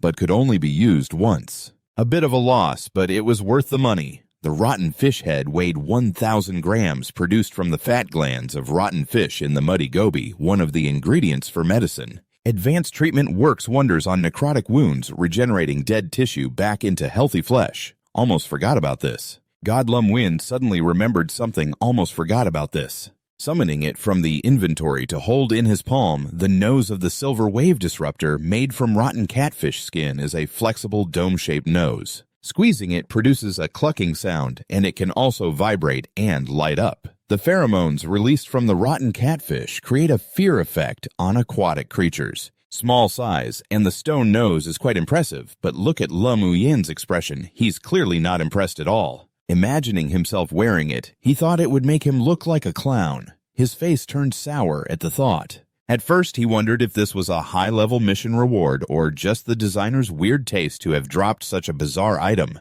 He was at a loss on how to handle the item when Han Thun approached him, blushing and whispering, "Wow, that's so cool, and it lights up too." It seemed the other person really liked this item. His eyes widened in excitement, and his heart raced. "Oh my God, it even moves!" The gem gently swayed, reflecting light, leaving Lum Uyen puzzled. "Do you like this nose? Are you serious?" Lum Uyen was astonished, his eyes wide. When he completed the task, he jumped up in celebration as if he had won the lottery. "What a unique item. Can I buy it from you? How much do you want?" It's to the point where even relatives have to come and take it away. The knight felt awkward but had to say, "Sorry, that's just how he is." "This thing is useless to Lum Uyen." He turned away and tossed it aside, saying, "Here, take it." Han Tun eagerly caught it with both hands, trying to plead, "Wait, at least let me pay you for it." But Lum Uyen coldly brushed him off, saying, "No need, it's all yours." He suddenly felt as if he had sprouted white wings, a golden aura radiating from him. Truly, he was a celestial being. Just that much made him feel teary-eyed, leaving the knight and his teammates speechless. What the heck? Does someone really want to pay for this? The scene shifted to another place in the chapel where priests in full robes were guarding the entrance. Inside the room, a hand placed a jar down, releasing smoke from within. And then everything gathered inside the body. Just a second later, he woke up sitting up on the wooden bed, feeling overwhelmed. He never expected he could actually achieve this. He wanted to find a way for the system to appear with a notification. "You have successfully completed the golden mission. You have received the reward, Golden Soul Weapon." Not making Lum Uyen wait long, the game immediately presented the sword in his hand. His cold gaze was satisfied. Finally, the Golden Soul Weapon was the first he received in this life. A brief overview of this weapon. Golden Soul Weapon attack power, plus 150, magic damage, plus 150. Spirit, plus 100, with the skill, Soul Seal, range 100 to 150 meters. Inflicts 150% mental damage on enemies. No cooldown, consuming 10 mana. Its inherent effect is quite ordinary, but the skill accompanying it, Soul Seal, has extremely effective combat characteristics, especially the hidden effect. Each time it accumulates soul chi within the enemy's body, and after 3 times, it inflicts an additional 250% mental damage. At that time, the Golden Soul Weapon helped me sweep through the West Desert until I reached the peak, becoming the #1 mage in the West Desert, standing above thousands holding tightly to this treasured weapon. Lam Muyen gently stroked its sharp blade, and on top of that, he received a bonus for the honor reward, 1,000 honor in the main city, and 500 honor with the Scorpion Lion Knight Order. The information wasn't too surprising for him, because the honor he received was neutral, similar to his previous life, but enough to operate in the main city. Hey, about to turn away. But the notification made Lam Muyen glance back, intrigued. Oh, so your character has completed the mission and received a reward NPC favorability. Favorability increased by 10. I thought it was dead. He looked at his hands and moved them slightly. This time it felt different. Escaping death, he embraced himself in happiness. Thank you so much, little brother. If it weren't for you, I might have died in bed next month. That's part of the job, so Lam Muyen smiled lightly and replied, no need to be formal. Dak was very grateful, so he immediately offered him benefits to show his appreciation. There's something I must definitely remind you of. This part caught Lam Muyen off guard. It was because he received an additional 10 points of goodwill that activated a hidden plot. What could it be? The main thing is, if you meet someone named QC, you must stay far away from him. He's like a blood sorcerer with red magic. It's dangerous, and I've received a warning from Dak. Lam Muyen was quite shocked and confused. Quincy is my guide. Why would you say that? If he was shocked, then that guy must be 10 times more shocked. I can't believe it. Wait, he's your guide. Leaning on the bed, Dak had to tell the truth, even though you hide your true profession in reality. He stood up abruptly with a confirming question. You're a necromancer, aren't you? Right. The secret had been exposed. Lam Muyen showed a defensive attitude, glaring with hatred and enunciating each word. How do you know I'm a necromancer? It's because after hiding my information, even QC couldn't know my identity. To prevent this misunderstanding from going too far, I clarified. I used to be a Scorpion Knight under the king, responsible for carrying out secret missions, including hunting necromancers. That's why I learned a special skill called Shadow Sense. However, upon receiving this answer, Lam Muyen was a bit confused and asked back Shadow Sense. And so he explained in detail. Shadow Sense is a unique skill of the Scorpion Knights. Once a necromancer appears, I will automatically sense it. The closer they are, the clearer the perception. It hits right into my awareness. That's how you realized my identity early on. Inside, he was extremely shocked. I never expected there would be a special skill specifically to deal with necromancers. However, it was just temporary. Dak looked at his hands and said, no. At first, I was heavily poisoned, and my perception was diminished, so I couldn't detect it. Now that the poison is gone, you carry a special aura of the Dark Lord. Of course, I couldn't overlook that. That's enough about that. Mentioning a name made Lam Muyen pay attention, the Dark Lord. So to tell you the story, it must start from a long time ago. In the most popular legend of the Immortals, this world once had a total of 5 deities: the God of Light, the Moon Shadow Monarch, the Goddess of Nature, the Tide Lord, and the King of Souls. But in fact, from the very beginning, there was a 6th deity, the Dark Lord. The Dark Lord, also known as the King of the Immortals, was the most powerful being among those 6 deities. Because he was so powerful, the Dark Lord relied on his strength to act according to his will, without regard for anything. He even granted his most loyal followers dark powers that transformed them into necromancers to carry out his divine orders. Under the brutal domination of the Dark Lord, necromancers not only spread plagues, killing tens of millions of people, but also turned the spirits under them into zombies, causing countless disasters everywhere. So, the major nations began to rebel against the Dark Lord. The temples that were once used to worship him were gradually destroyed, and all records related to him were burned to ashes. To eliminate this catastrophic threat, necromancers once discovered would be executed on the spot. From then on, this profession was classified as forbidden. Everyone hated and hunted them down. I opened the right side of my coat to let you know about the past. Long ago, due to a battle, I was poisoned by a necromancer which tormented me with illness for 15 days. At first, I thought I could only wait to die until you appeared. A bloody historical process about him that no one wanted to mention, so Lam Muyen was quite vague. In my previous life, I was just a wizard. I never expected that behind those legends lay hiding a secret like that. It's no wonder that the necromancer has become a forbidden profession. Luckily, I've always been in a hidden state. However, I'm running out of luck trying to keep it concealed. He was drowning in chaos, stretching his face. Things were starting to get complicated. I thought that after resolving the crime point, I could quietly investigate the clues about the metal in the capital. But now it seems that if I don't think of a way quickly, if I don't conceal the aura of the Dark Lord, I might be exposed immediately. That's why the unresolved problem led Lin Yuan to seek advice from that guy. Is there any way to avoid the dark aura of the Scorpion Knight? It's not far away, but right in front of me. It sounds easy, but in reality, it's tough. I clench my fist to show my determination. Unless Quincy is willing to help slowly. But once he discovers your true identity, Quincy will definitely kill you. Everything has its reasons because years ago, a necromancer killed the wife he loved the most. That's why. I advised you to stay away from him, but I wonder how you would handle that advice. His red eyes were silently terrifying as he continued his journey through the shattered desert. He wore a coat, walking under the harsh sun. A notification popped up as I moved to another land. You have returned to the shattered desert. Thought it was normal. Just 10 minutes ago, I heard that guy yelling to stop. Are you crazy?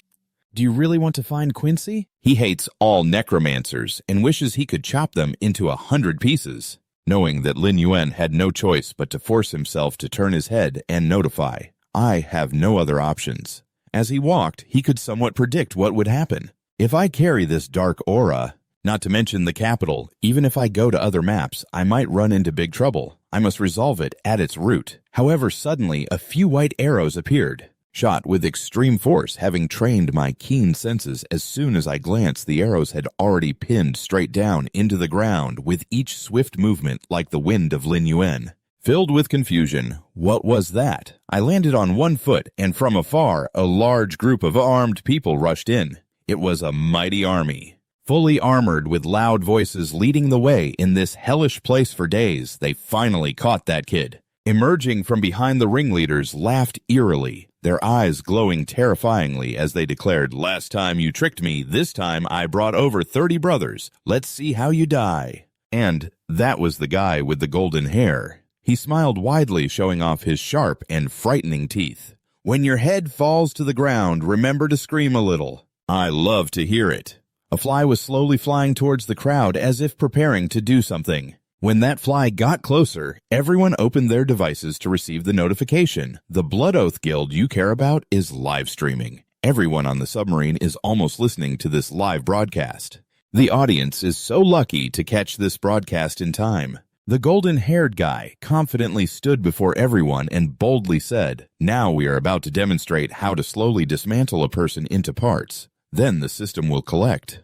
The number of online viewers increased from 88 to 123, and then up to 212. The guy at the company is also curious about what's happening. The Blood Oath Guild is live streaming again. Torturing the weak again. The guy outside looked a bit confused. More than 30 against 1. Who is this unlucky guy that has provoked these thugs? When they saw the resemblance, they began to focus to see. He looks familiar, huh? This guy is quite handsome. Too bad he's about to be done for. When they saw something familiar, they began to focus their gaze to see. Looks familiar, huh? This guy is quite handsome, but too bad he's about to be done for. At this moment, Lam Yuyin appeared calmly and said, "Just based on those 2 stray dogs, you all aren't even enough to warm me up. You've willingly offered your lives, so I'll take another round. Bring it on, show me." The audience saw his confidence and began to feel excited, discussing animatedly. This guy really dares to speak up. Meanwhile, the attacking guild was furious and asked, "Say that again." The crowd continued to anticipate. "I think that's pretty cool." The front row selling sunflower seeds and drinks waited for the slaughter to begin. The spiky-haired guy couldn't hold back any longer and shouted loudly, "Bring it on! Show me!" Hearing the command, all the soldiers immediately charged forward, attacking fiercely. One of them stepped up to activate their power and strike. At the same time, another guy also drew his bow and prepared to shoot, saying, "Die." The others didn't wait and jumped up high, all heading towards Lam Uyen. The announcement board also lit up reporting that malicious intent to surround and attack had been confirmed. Counterattack time 15 minutes. During this time, if you kill the attackers surrounding you, it won't count against your crime points. Upon receiving the notification, he got into a ready stance and confidently said, 15 minutes is enough to take down about 3 of them. At that moment, the other side also began to gather strength. Let the zombie army out for a stroll. The summoned demon wolf immediately charged to attack Lam Uyan's sphere while the purple sphere remained still. Watching it rush forward, the demon wolf looked at the sphere with some disdain and mocked, "Just a little spark, and you dare to call it thunder. The thunder scorpion zombies are already poisoned." Suddenly, someone was attacked by something. In an instant, he exclaimed, "The thunder scorpion zombies are already poisoned." It turned out to be the thunder scorpion, which said nothing and just moved in to attack. The spiky-haired guy sensed something was wrong and hurriedly shouted for everyone, "Everyone pay attention! Warriors fall back and form a shield formation to protect." The mages focused on attacking the target while the thieves and archers proceeded to disrupt. Hearing the command, all soldiers formed a lineup. At that moment, it was also the mages' turn to appear. They slammed their staffs down to the ground and began to chant spells to enhance their powers. After a while of practicing, one person stood up to receive the power and opened the purple sphere. That guy saw it was the right moment and threw it towards the zombie scorpions to eliminate them. The lightning bolts emitted from the sphere struck directly down on them. On the other side, the remaining people were not to be outdone and drew their bows, saying, "Fire." The arrows pierced through the zombie bodies, gradually diminishing their strength. And, of course, each zombie had to endure the arrows that drained all their power after witnessing that scene. The system then updated the number of online participants and displayed everyone's comments. The reactions were puzzling. These summoned beasts were nothing more than gifts for easily taking down the elite level 7 team. Dissolve it, dissolve it. Sure enough, it's just an empty barrel making a lot of noise. Let's place a bet. Bet on how many minutes that kid can last. The spiky-haired guy stood there on guard and said, "So what if you summon zombies? Even if you called them last time under our continuous attack, they just turned into a pile of mush." Even the blonde guy felt a bit confident and shouted, "You're definitely going to die today." But Lam Uyan wasn't afraid and coldly laughed, asking, "Oh, really?" Seeing this, the spiky-haired guy became a bit wary and stepped back. That guy was laughing, and everyone witnessing this began to be shocked, while the announcement board also lit up, "What's happening?" On the other side, the mages, as soon as they stepped forward, suddenly felt strange. Immediately afterward, something pulled them down from under their feet, causing everyone to scream. The remaining mages beside them were confused, not knowing what to do as the mages were swept away by the sandstorm. Right after that, they were pulled down from under their feet, causing everyone to scream in fear. The remaining wizards nearby were confused, not knowing what to do as the sandstorm swept them away. Immediately panicking, he shouted for help upon seeing this scene. The knights were also frozen in place, unsure of what to do. Suddenly, right behind them, a wolf demon appeared amidst the sandstorm, wielding a weapon, startling one of them.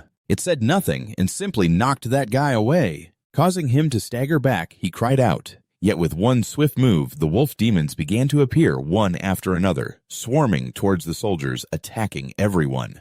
With no other option, they could only cry out for help. The two who were confident earlier were now shocked to see this and asked in unison, "What the heck is going on?" The incident caused the number of online viewers to spike. It surged from 168 to 302, and people began to discuss this puzzling situation. What the hell is happening? An ambush from underground. Even zombies know how to coordinate. Tell those chickens to come here and take a beating. Who said they had to be torn apart? Now the ground is littered with parts. The remaining mages anxiously shouted, "Be careful of the infected wounds. Cleanse them first before treating." Just as they finished speaking, they were attacked by an unseen force. They could only cry out in pain. Those present were bewildered as everything kept crashing down. It turned out that the one unleashing that power was Lam Uyan. Calmly standing from afar, all alone, he had to struggle against a formidable group of soldiers under the scorching sun, continuing with the soul blade. Gathering magic 6 spells were ready to be unleashed as the henchmen from the opposing side tried to reach him.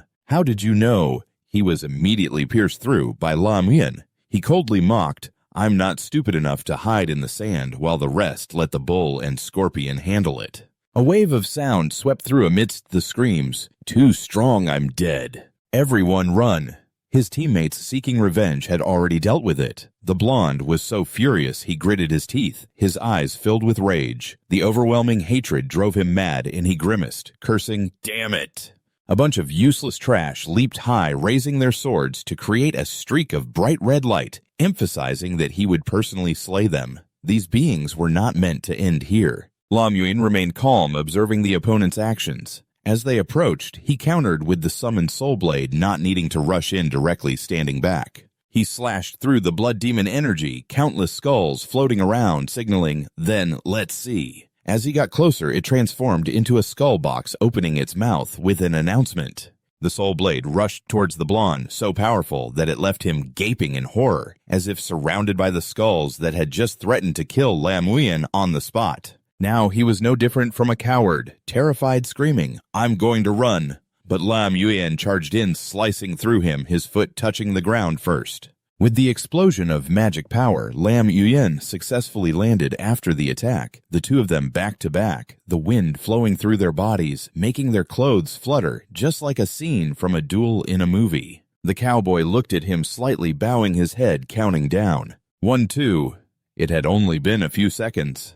All the bravado had vanished, unlocking the deep-seated fear in his mind, making him sweat profusely as the final countdown approached. A massive explosion occurred, terrifying enough to singe the black golden hair. Ah! Nearby, the earth and rocks also exploded. He planted his sword into the ground, holding on tight, acknowledging the situation. Indeed, it was the old friend using his dominant hand setting up a live stream. The system continuously notified that the current number of online viewers had risen from 302 to 508, accompanied by a bustling chat. "This special effect is a recharge, right?" Huang Fiho said, trying to scare the big shot with fireworks. The incident was related to someone. Claiming he wanted to chop someone, the result was that he got chopped into pieces like a heavenly maiden. Did the big shot lack jewelry? I shouted 6666 peak level. The system indicated that player Huang Fiho had logged out of the physical livestream, witnessing his side dwindling, being wiped out amidst the screams. "Help, the hair is tangled." His face turned pale, eyes filled with disbelief, trembling. Am I hallucinating? Clearly, after just a few days apart, that kid is just standing there. He never expected to see the scene of the cloak spreading out like the wings of a demon. Lam Yun's eyes shot out, lightning grabbing hold of each guy. His own hair stood on end, feeling like he was facing a demon from hell with a red thread holding the fate of all the corpses piled up together in his hands. But Lam Yun remained calm. He just turned around to glance behind him. That alone was enough to scare him to death, trembling as he begged, "Please, don't kill me, save me." But how could he dare to kill him? Lam Yun decisively pulled the soul from that guy. As he approached him, he coldly said, "Now it's your turn to taste despair." Then he used his magic to propel the sword forward, releasing a fierce energy. It pierced straight through the guy's head. A strike from Lam Yun, the Free Fire Master, was so precise that it hit him right in the head, causing him to fall back, spitting blood. His hand still held out in a surrendering position, as Lam Yun emphasized. "It's over now," in the explosion of blue. Lam Yun's eyes were filled with annoyance at that moment. It was still that wasp camera. It wanted to zoom in for a close-up, rushing in without fear of this little monster's appearance. It suddenly reminded him. He swung his hand to the left, almost forgetting. Just a bit of magic shot out instantly, creating an explosion of jade smoke. So exhausting. Let it go to the afterlife first, then he could relax. Now it's peaceful. In some towering mansion in Lamtin, it was now evening under a starry sky. Below is a modern city filled with technology with annoying sounds echoing. Even the live streaming bugs were blown up by the boss. Inside the luxurious office, staff served tea and poured water at the table along with ongoing comments. Does anyone know who the boss is? I know, it's the big shot who killed the exiled wolf. I was there at the scene. Where is the big shot now? I want to meet him. Looks like a rocky desert, huh? The mercenary guild sent out an S-level invitation. A mysterious figure sat in the shadows, holding a glass of wine, slowly mentioning his name, Lam Yun. The situation seemed about to become unstable. Back to Lam Yun at the immortal black sand shock, where Quincy was sleeping in the field. Leaning against a barrel of wine, the door slowly opened, revealing Lam Yun in the light. The movement made him wake up. "Oh, it's you. Drinking too much, huh? So much fun." Quincy lazily groaned. "I'm not getting up anymore. I'm too lazy to move today." He canceled his hidden profession, openly admitting, "I want to talk to you." The information board immediately appeared. Player Lam Wien, level 11 profession, undead hunter forbidden talent. 4 dark summoning techniques. Gate of the Underworld, 35 out of 100, Strength 32, Constitution 28, Agility 49, Spirit 156, Experience Points 527 out of 8, 726, as warned by the system. The ceramic wine jar in Quincy's hand fell shattering into pieces. His eyes turned bloodshot, filled with rage as he glared. "You're an undead hunter." Lamwien and Quincy stood facing each other, wooden shards flying around. He gritted his teeth. "How many years has it been?" "An undead hunter," he said, gathering energy for bright green lightning in his hands. Then he frowned in anger, shouting, "And you dare to show up in front of me?" The air around them turned green. Wooden shards flew straight at Lum Wen, but then he vanished. The shards embedded themselves in the floor, leaving Quincy astonished, muttering, "So fast." Suddenly, Lum Uyen dashed past him. Moments later, Lum Uyen had his sword at Quincy's face, the blade just inches from his eyes. Confused Quincy frowned and asked, "Can we talk civilly now?" Quincy clenched his fists and replied, "What do you want?" Suddenly a voice appeared behind him, sighing, "All right, if you insist on going." Consider this clue as a token of gratitude. In the past, under the shadow of the Lord of Darkness, the immortal world was engulfed in endless despair. To uphold justice, Quincy led his wife into battle against the undead hunters. The close aid of the Lord of Darkness, after the bloody battle, the undead hunter was defeated. His wife, injured while saving him, fell victim to the curse of death from the spirits. Corrupted by dark forces, she became a being devoid of memory, forever unable to transcend. He could only lie there screaming, "No!" To break the death curse and save his wife, the only method is to destroy her corrupted soul with his own hands. But ever since that battle, Quincy was injured to the point where he couldn't even hold a sword properly anymore. Everyone thought Quincy would end his life by drowning his sorrows in alcohol, getting drunk to pass the time. Until one day, he announced a mysterious mission. This mission could save his wife, and the righteous would receive his lifetime treasure. Meanwhile, the soul hunters would receive the method to break the curse. It was a secret treasure he obtained from the corpse of a dead soul hunter. Quincy planned to use the spoils as bait. He would both save his wife and make the remaining soul hunters pay with their blood. But out of the 158 who accepted the mission, none have survived to this day. Lamwien listened and kept his sword steady, speaking up. "Tell me what your mission is." Quincy, with a flushed nose, closed his eyes and replied, "All right, you just have to find your way to the door." I was worried no one had played the game with my beloved wife for a long time. He opened the system window, which displayed the mission assigned by Quincy. Will you accept mission name The Soul of the Wife? Mission content: help Quincy's wife be freed so she can rest in peace. Mission duration 10 days. Mission level Silver. After reading, he agreed to take it and turned to leave while Quincy called after him, "Good luck. Who knows, you might actually complete my mission." Then his eyebrows lifted with a wicked smile, thinking to himself, "Of course, as long as your body comes back intact." At the memorial shrine for the deceased. To the north of the Black Valley town, a castle stood under the night sky by the river, surrounded by mountains and forests. Lam Wien walked down the corridor, his cloak billowing slightly. The notification system indicated he had used night vision potions. Accordingly, his eyes turned red. He then moved forward, encountering a giant green scorpion. In front of him were 2 wolves, walking on 2 legs, holding torches, and in the distance were coffins. Lam Wien glanced around, thinking to himself, the memorial shrine for the deceased consists of 5 levels. All the NPCs who died in Black Valley are buried here. Suddenly, a blue-eyed zombie with only a few teeth and a completely purple body burst out from the coffin, charging at him with growls. Before he could act, the scorpion lightly stabbed through the corpse with its tail. With its breath, Lam Yuyen understood that sometimes undead monsters like zombies, skeletons, and wraiths appear. The levels of these undead monsters would gradually increase. According to each level of the shrine, the first floor had low-level zombies from level 1 to 3. The second floor had skeleton monsters from level 4 to 6. The third floor had wraiths at level 79. The monsters on the 4th floor were corpse-eating demons. A creature with 2 horns and a back full of spikes, along with a long green tail, stood on the corpses. It had a sinister smile that reached its ears. It was level 11 and a green portal appeared. La Muyen excitedly exclaimed, "Then let's take a breath and get through these 4 levels first." The dark, cold building, the funeral home on the 4th floor, made La Muyen silent and contemplative. In front of him were about 10 red-eyed creatures staring at him. La Muyen hesitated. It seemed there was some sound. The demon wolf with a muscular green body and sharp claws crawled toward him. Not just one, but about 10 of them. They wore eerie, fierce smiles as they looked at him. They were corpse-eating demons with skilled abilities like tearing and poisoning, moving on walls, and hanging upside down to bite.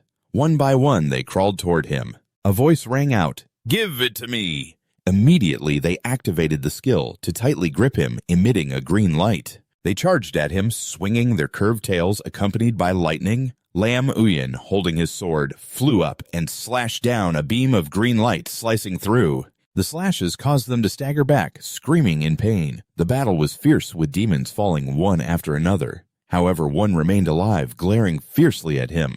Lam Uyen turned to look expressionless and said, "Almost forgot about you," saying that he kicked it down to the ground after finishing. Lam Uyen turned and walked away. Leaving behind countless demon corpses lying scattered on the ground, he thought to himself, "That was faster than I expected. It's just a pity that the dark necromancy could control zombies." But it had no effect on undead monsters at all. The large muscular creatures with animal heads and sharp teeth made Lam Uyen walk away coldly, suddenly sensing something. He immediately glanced in shock, seeing a stream of powerful purple light shining from afar. He looked up astonished and shouted, "What is that?"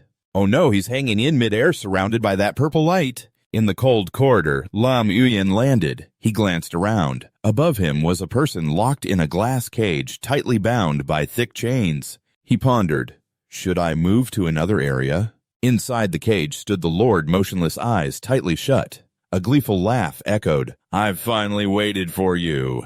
In an instant, the Lord broke the chains with a loud explosion, shattering everything around. She charged out, standing tall, with sharp, long claws, the scent of fresh blood in the air. Lam Uyen raised his hand to shield himself, thinking, "Is this the 5th floor?"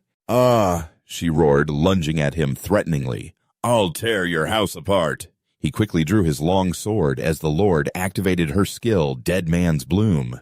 Huge tentacles rushed towards him, smashing everything in their path. Lam Uyen flew up to dodge the attack, both sides clashing in battle as the Lord released a toxic mist that billowed heavily. He watched and wondered, does this poison have corrosive properties? Each tentacle strike shattered everything, even large rocks, into pieces. Lam Uyen slowly remarked, "This level of attack." He gripped his sword tightly, swinging it to sever a tentacle, then shouted, "Useless against me!" Lam Uyen soared high, wielding his sharp large sword, decisively delivering a powerful blow that tore apart the giant purple thorny vines in midair, catching the Lord off guard and sending her flying. His hair couldn't fully conceal his expression, which looked cold yet filled with seriousness. His eyes, red like glowing embers, held determination as he wielded his sword with great power. Even the Lord didn't expect this. Lam Uyen was stronger than she thought. She was taken by surprise, her eyes betraying her extreme confusion.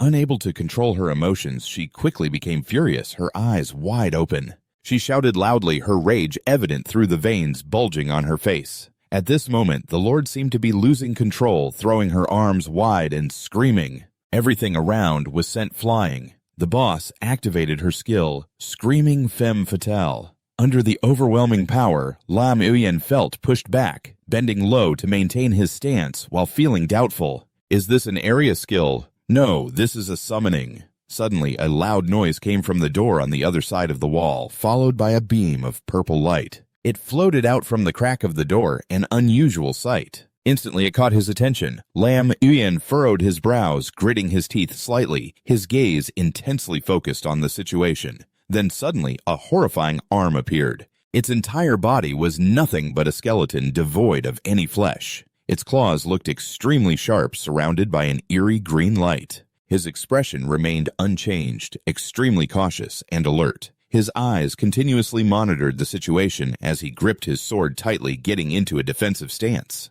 Could this be the NPC from the Black Sand Town buried here?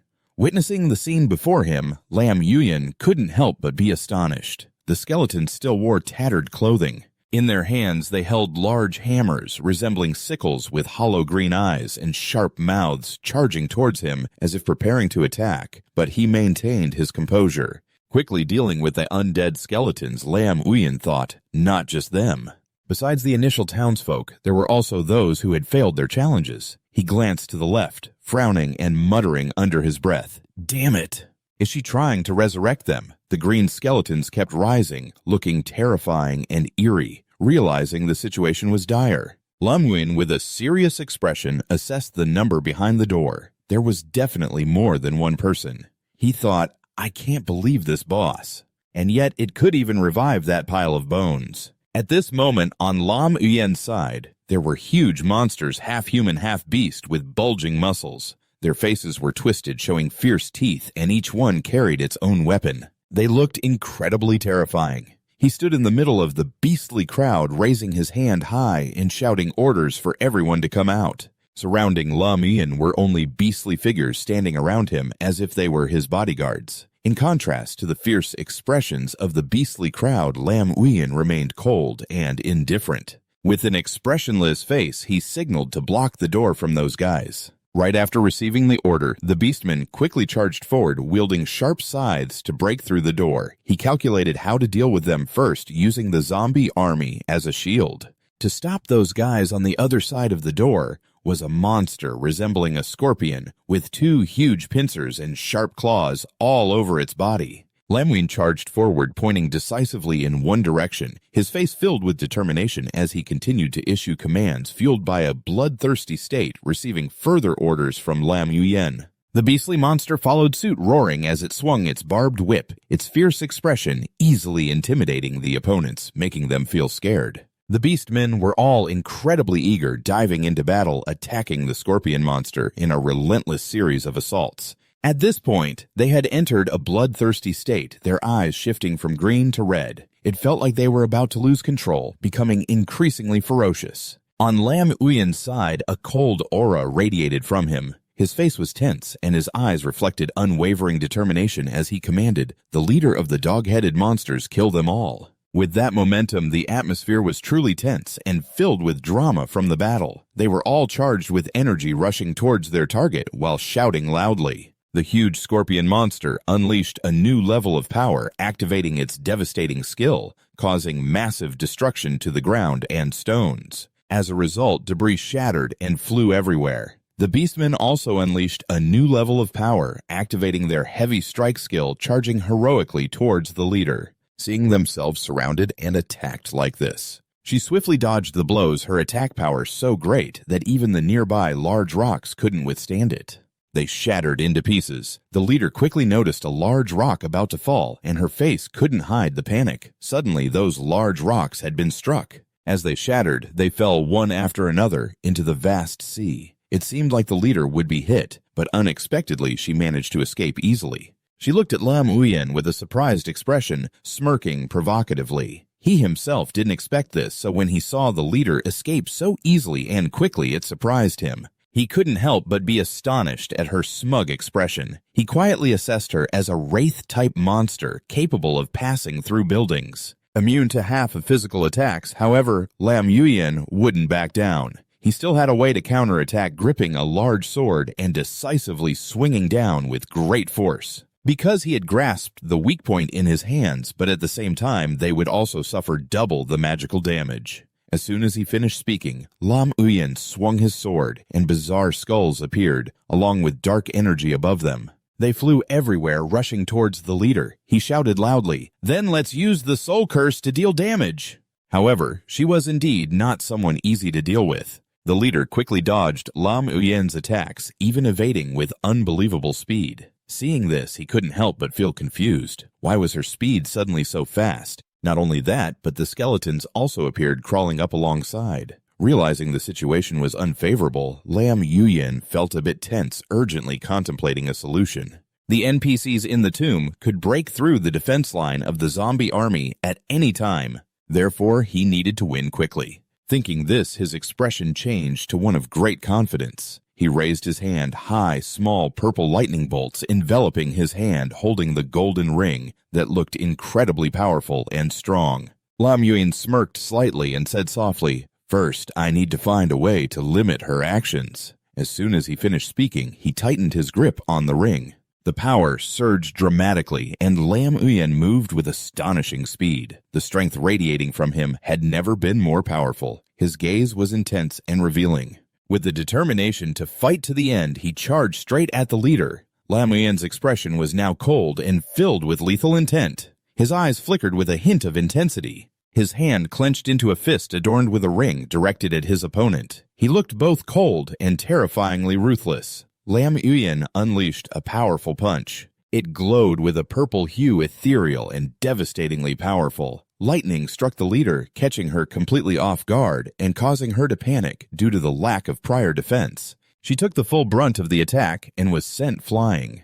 The blow triggered a paralyzing toxin, and after being hit, the leader's body stiffened as if struck in a vital spot. Lam Yuan showed no mercy. His face remained cold and expressionless, his gaze unwavering and resolute. He seized the opportunity and continued to unleash a barrage of attacks, shouting that it wasn't over yet. The bizarre skulls reappeared, aiming directly at the attacked leader, making it impossible for her to evade. She could only weakly cross her arms in a feeble defense. After receiving the fatal blow, she was thrown far away. The force was so great that the rock she crashed into shattered. Lam Yuan stood not far off. He quickly landed onto the ground with a powerful thud, his gaze still unwavering as he focused on every move of the leader who now had no strength left. She fell to the ground with a loud crash. He stood still observing her with a calm expression, furrowing his brow and pursing his lips, silently assessing his luck, which seemed to be good. Indeed. After being struck by the soul-binding spell, this person's speed had slowed down. The fierce wolf howled, and without waiting long, Lam Yuan continued to unleash a powerful attack.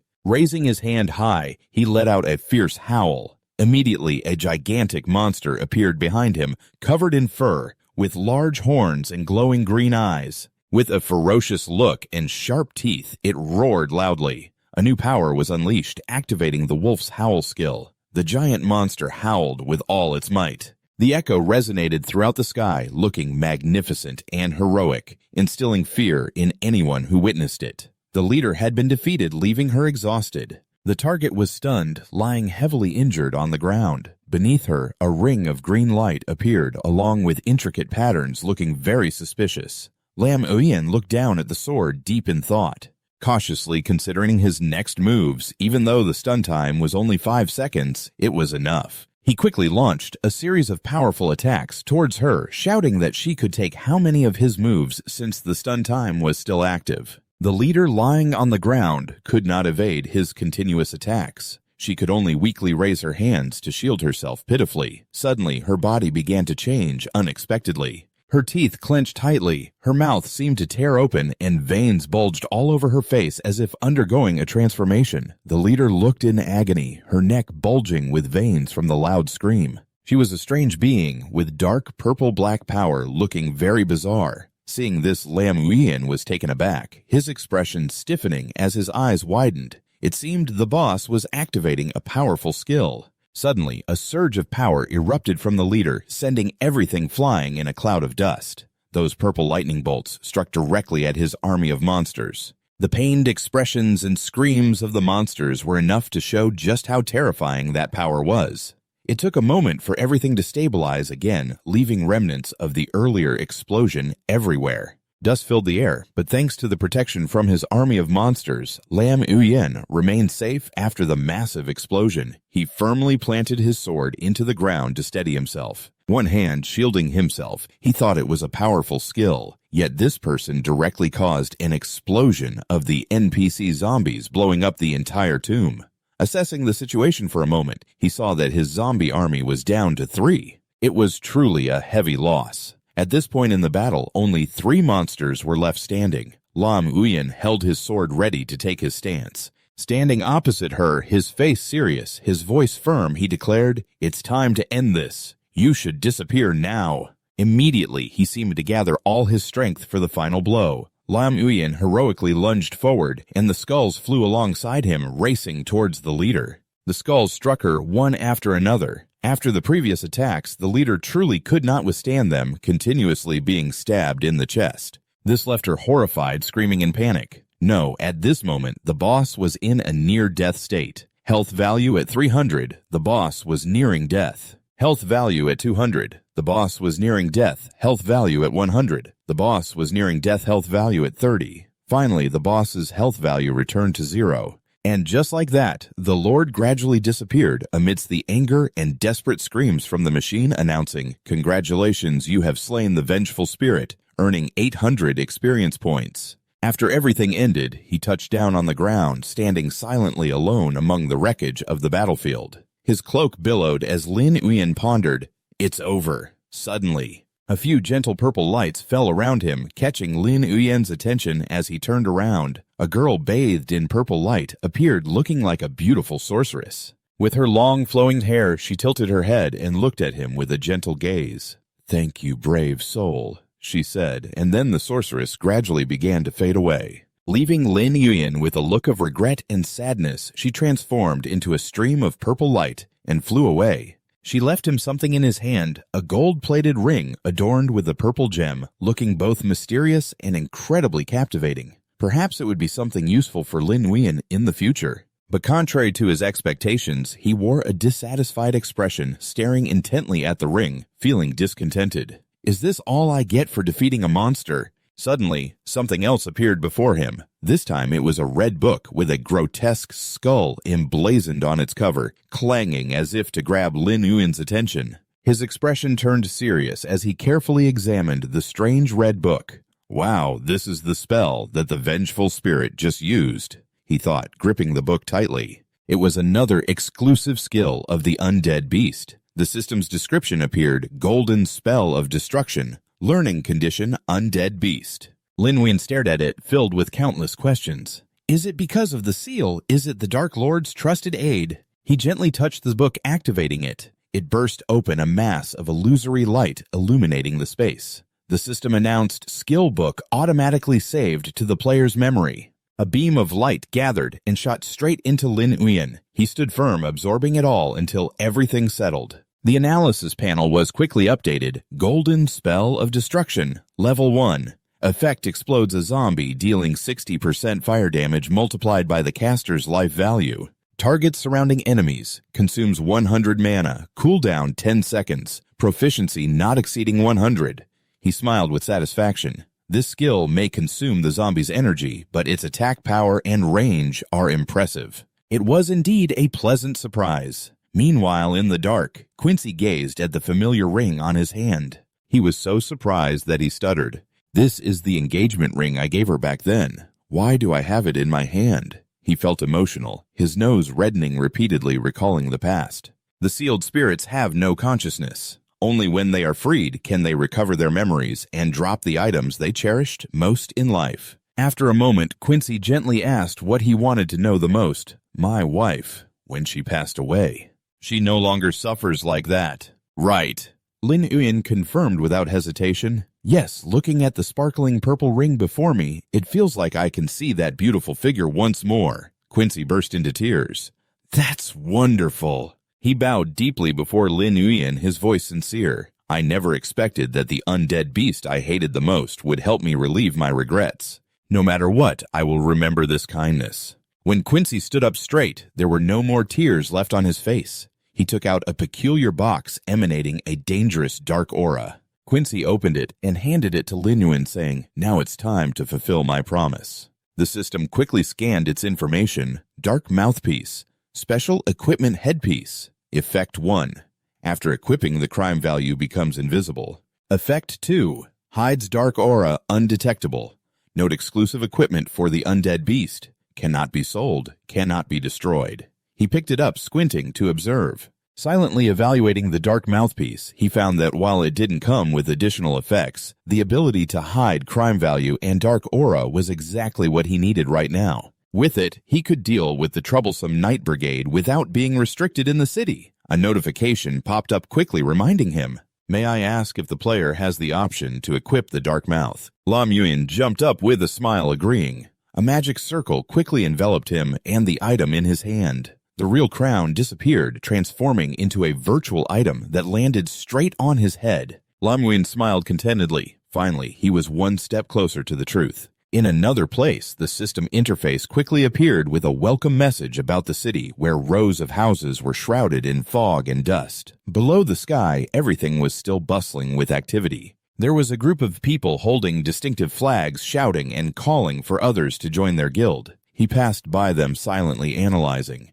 In the vast world of Feng Shui Sa, there were countless guilds, big and small. But the guilds truly worthy of being called powers were only 10. He glanced at the guild ranking that the system had just pulled up, which included the top guild, Gong Hui. Number 2 was the Crystal Flower Water Guild. Number 3 was the No Wolf Spirit Guild. Number 4 was the Hymn Guild. Number 5 was the Eternal Guild. And number 10 was the Black Tree Guild. Lam Muin wondered if that person could be hiding among them. Right now, I was just a newcomer who had just joined Feng Shui Sa. It was really not easy to approach these big guilds. He lowered his eyes and sighed quietly. It seems I need to find an opportunity first. Stopping in the middle of the street, Lam Muin made a decision. Suddenly, he heard heavy footsteps right behind him, and he turned around cautiously. Trying to avoid it for a moment, the sound of armored feet echoed on the pavement, resonating through the narrow alley. Han Chung looked confused, staring at the empty end of the alley, trembling with anger. Before he could react, a sword tip was pressed against his neck. Following that was a low, dangerous voice from him. "Who?" Han Chung froze, not daring to move. He hesitated, speaking each word slowly, then disregarding everything turned around and knelt down. His eyes sparkled as he shouted, "Uyenshin! It's really you!" He was momentarily stunned. Seeing Han Cheng rushing towards him, he instinctively dodged, causing him to fall flat on his face, letting out a painful yell. Lam Muin narrowed his eyes and coldly said, "It's you!" Han Cheng flipped over, whining in pain from many places, but still cheerfully continued, "Uyen Shen, do you still remember me?" Immediately, he switched to alert mode, leaning closer, questioning, "You still know my name?" Han Chung stood up repeatedly, patting his chest, confirming, "Back then, when I was scrolling through, the live stream of that guild called Blood something. I recognized you right away." Remembering his persistence, Han Chung proudly recounted, "I worked hard to sift through tens of thousands of comments to find your trace, Uyen Shen." Rubbing his puffy nose, Han Chung chuckled smugly. "Then I spent another 2 million to upgrade the latest facial recognition system from the corporation. Only then could I confirm it was you. What you mean is hurry up and praise me." Lam Muin calmly listened to the story, then asked back in a tone that was cold and hard to understand, 2 million just to find me." Han Chung scratched his brow, equally confused. "Is that a lot? Our Han Corporation usually spends millions just to check the system." He clenched his fists, an ominous aura radiating from him. His eyes narrowed, his whole being engulfed in his own doubts. The Han Corporation, the giant worth hundreds of billions. This guy has such a background. What else does he know? Should I finish him off right here? Meanwhile, Han Chung was still very enthusiastic, looking like if he had a tail, it would be wagging nonstop. He raised both hands excitedly and made a request. Uyen Shen, please team up with me. Tomorrow in the Blood Lizard Cave, there will be an S-level hunt. I heard someone discovered the lair of the real lizard. As he kept talking, Han Cheng didn't notice a stone in his path. Following the proper procedure, he tripped over it and fell back to the ground, kissing the earth passionately amidst his cries of pain. Lam Uyen, witnessing beside him, didn't know what to comment. Following the proper procedure, he stumbled into it and then just returned to the motherland, embraced in a warm kiss amidst the cries of distress. Lam Uyen, witnessing beside him, didn't know how to comment, how to put it in the right context, so he ignored that foolish person turning their back, coldly ushering him away. "Just go, don't follow me." Inside, he was frustrated, cursing silently. Why bother with this idiot? Han Cheng maintained his position, directing his gaze at the figure's back, then laughed, loudly flattering. Just like a high-ranking official like him, soloing the elite Blood Oath Guild was as easy as peeling an apple. No need to form a team anymore. A guy stood up, ruffling his hair, adding to this hunting trip. The 3 teams from the Black Tree Guild would come to test the new players. If their performance was outstanding, they might still have a chance. Lam Uyen didn't care, his eyes focused on analyzing. The guild rankings provided by the system made Han Chung exhale a long breath, his tone filled with disappointment. Looks like I can only try my luck on my own. While he was still in a daze, Lam Uyen behind him directly asked for the specific time. Han Cheng jumped, calling out, turning his head to look at him excitedly. Lam Uyen reiterated, I said what time is the specific start time for the hunting action. You hurriedly slid over at the speed of a bullet, your mouth continuously shouting the answer, afraid he might change his mind. 8 a.m. tomorrow. So, Uyen, do you agree? He raised his hand to block the annoying person behind him, correcting himself to call him Lam Uyen. With his hand still covering his face, Han Chung quietly said, But before we set off, we need to prepare a bit. Because he was muted, he just threw him a confused glance. Later at the Vulture Bandit camp, a thunderous explosion occurred. The surprise attack was executed swiftly with a group of monsters standing on the ruins. Hooray! They directed their gaze to one side where Lam Uyen was mumbling, The Lord must be right in front. He exhaled heavily, concentrating his strength. The system quickly worked to provide specific information. Level 12 Zombie Vulture Bandits 1, 600. Health, 250 attack. Defense 70 skill, curved throwing knife. Those wrestling birds were numerous and densely packed. Around Lam Uyen he moved his hands and took a deep breath before coldly challenging. Let's go. In the distance, through the obstructing crowd, there seemed to be a leader sitting majestically on a throne looking down at the small monsters, coldly smiling as they drew their weapons. Beneath their feet were decorated with skulls, not knowing whose they were. The leader tightly gripped his knife, sitting there, shouting loudly to signal the attack. Over here. Lam Uyen raised his hand forward, shouting just one word, Go! Immediately, each group of green magic flew out, wrapping around each monster. A few managed to escape and flew up high. Activating their curved throwing knife skill, they threw the knives, causing them to spin and rush towards the target. Watching the terrifying spiral trajectory in front of him, Lam Uyen remained oddly calm. He stood there confidently, showing no signs of moving. As it approached and plunged down into the designated spot, Lam Uyen had already soared high, surprising the opponent. He threw more of that magical light wrapping around them. Lam Uyen arrogantly declared, I'll take your lives. The system quickly chimed in, You have successfully dealt with the Vulture Bandit group ×3. With each continuous strike, the system also announced, just like before, only the quantity changed to ×6. After 10 steps, when he finally stopped, the crowd behind him completely collapsed. Lam Uyen squinted ahead, feeling confused. He glanced at the empty throne, a bit puzzled. It had vanished, but the system quickly relayed the information. Lord of the Vulture Bandits level 19 with 6,200 health, 820 attack, 120 defense, and skills like curved dagger, stealth, and backstab. He was the leader who had been sitting on the throne earlier. Now he appeared behind Lam Uyen, still holding the high-grade dagger. The activated skill was backstab, yet he still hesitated. Lam Uyen slowly reached out to activate the skill of corpse explosion. Magical lightning surrounded that hand. He waited for them to gather into a large mass in the sky before roaring the words, Die! Lam Uyen looked up, eyes wide open, as if it were a necessary condition. A moment later, a shockwave erupted in the air. The sound of the explosion was deafening. It felt as if everything that had ever happened was erased. The vulture thief was getting very excited and laughed loudly. Immediately, Lam Uyen charged towards it. Seeing him rush in like a bolt of lightning, the vulture thief was utterly astonished. In that second, Lam Uyen was determined to deliver this blow. The system responded immediately. The haunting strike had taken effect. At that moment, Lam Uyen's hand was enveloped in the haunting strike as he continuously struck it. This made the vulture thief feel both pain and confusion. Moreover, he shouted, I'll send you to hell! Moments later, Lam Uyen had sent it flying backward. It then crashed to the ground, creating a loud noise, along with the cries of the vulture thief in pain. At this point, the system confirmed to Lam Uyen, You have killed the vulture thief lord. And then he joyfully said, It's over. Shortly after, the system issued another notification, Congratulations, you have leveled up to level 13.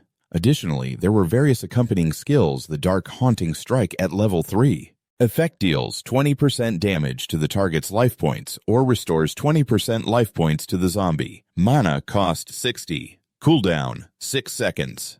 Proficiency 20 out of 300. Next was the Golden Explosive Technique at level 2. Effect explodes a zombie dealing fire damage to nearby enemies. Life points of the user multiplied by 80%. mana cost 100, cooldown 10 seconds, proficiency 2 out of 100. Lam Yuan stared intently at the window displaying the information of the Dark Curse. Dark Haunting Strike at level 3. Effect deals 20% damage to the target's life points or restores 20% life points to the zombie. Mana cost 60. Cooldown 6 seconds. Proficiency 20 out of 300. Then came the Golden Explosive technique at level 2.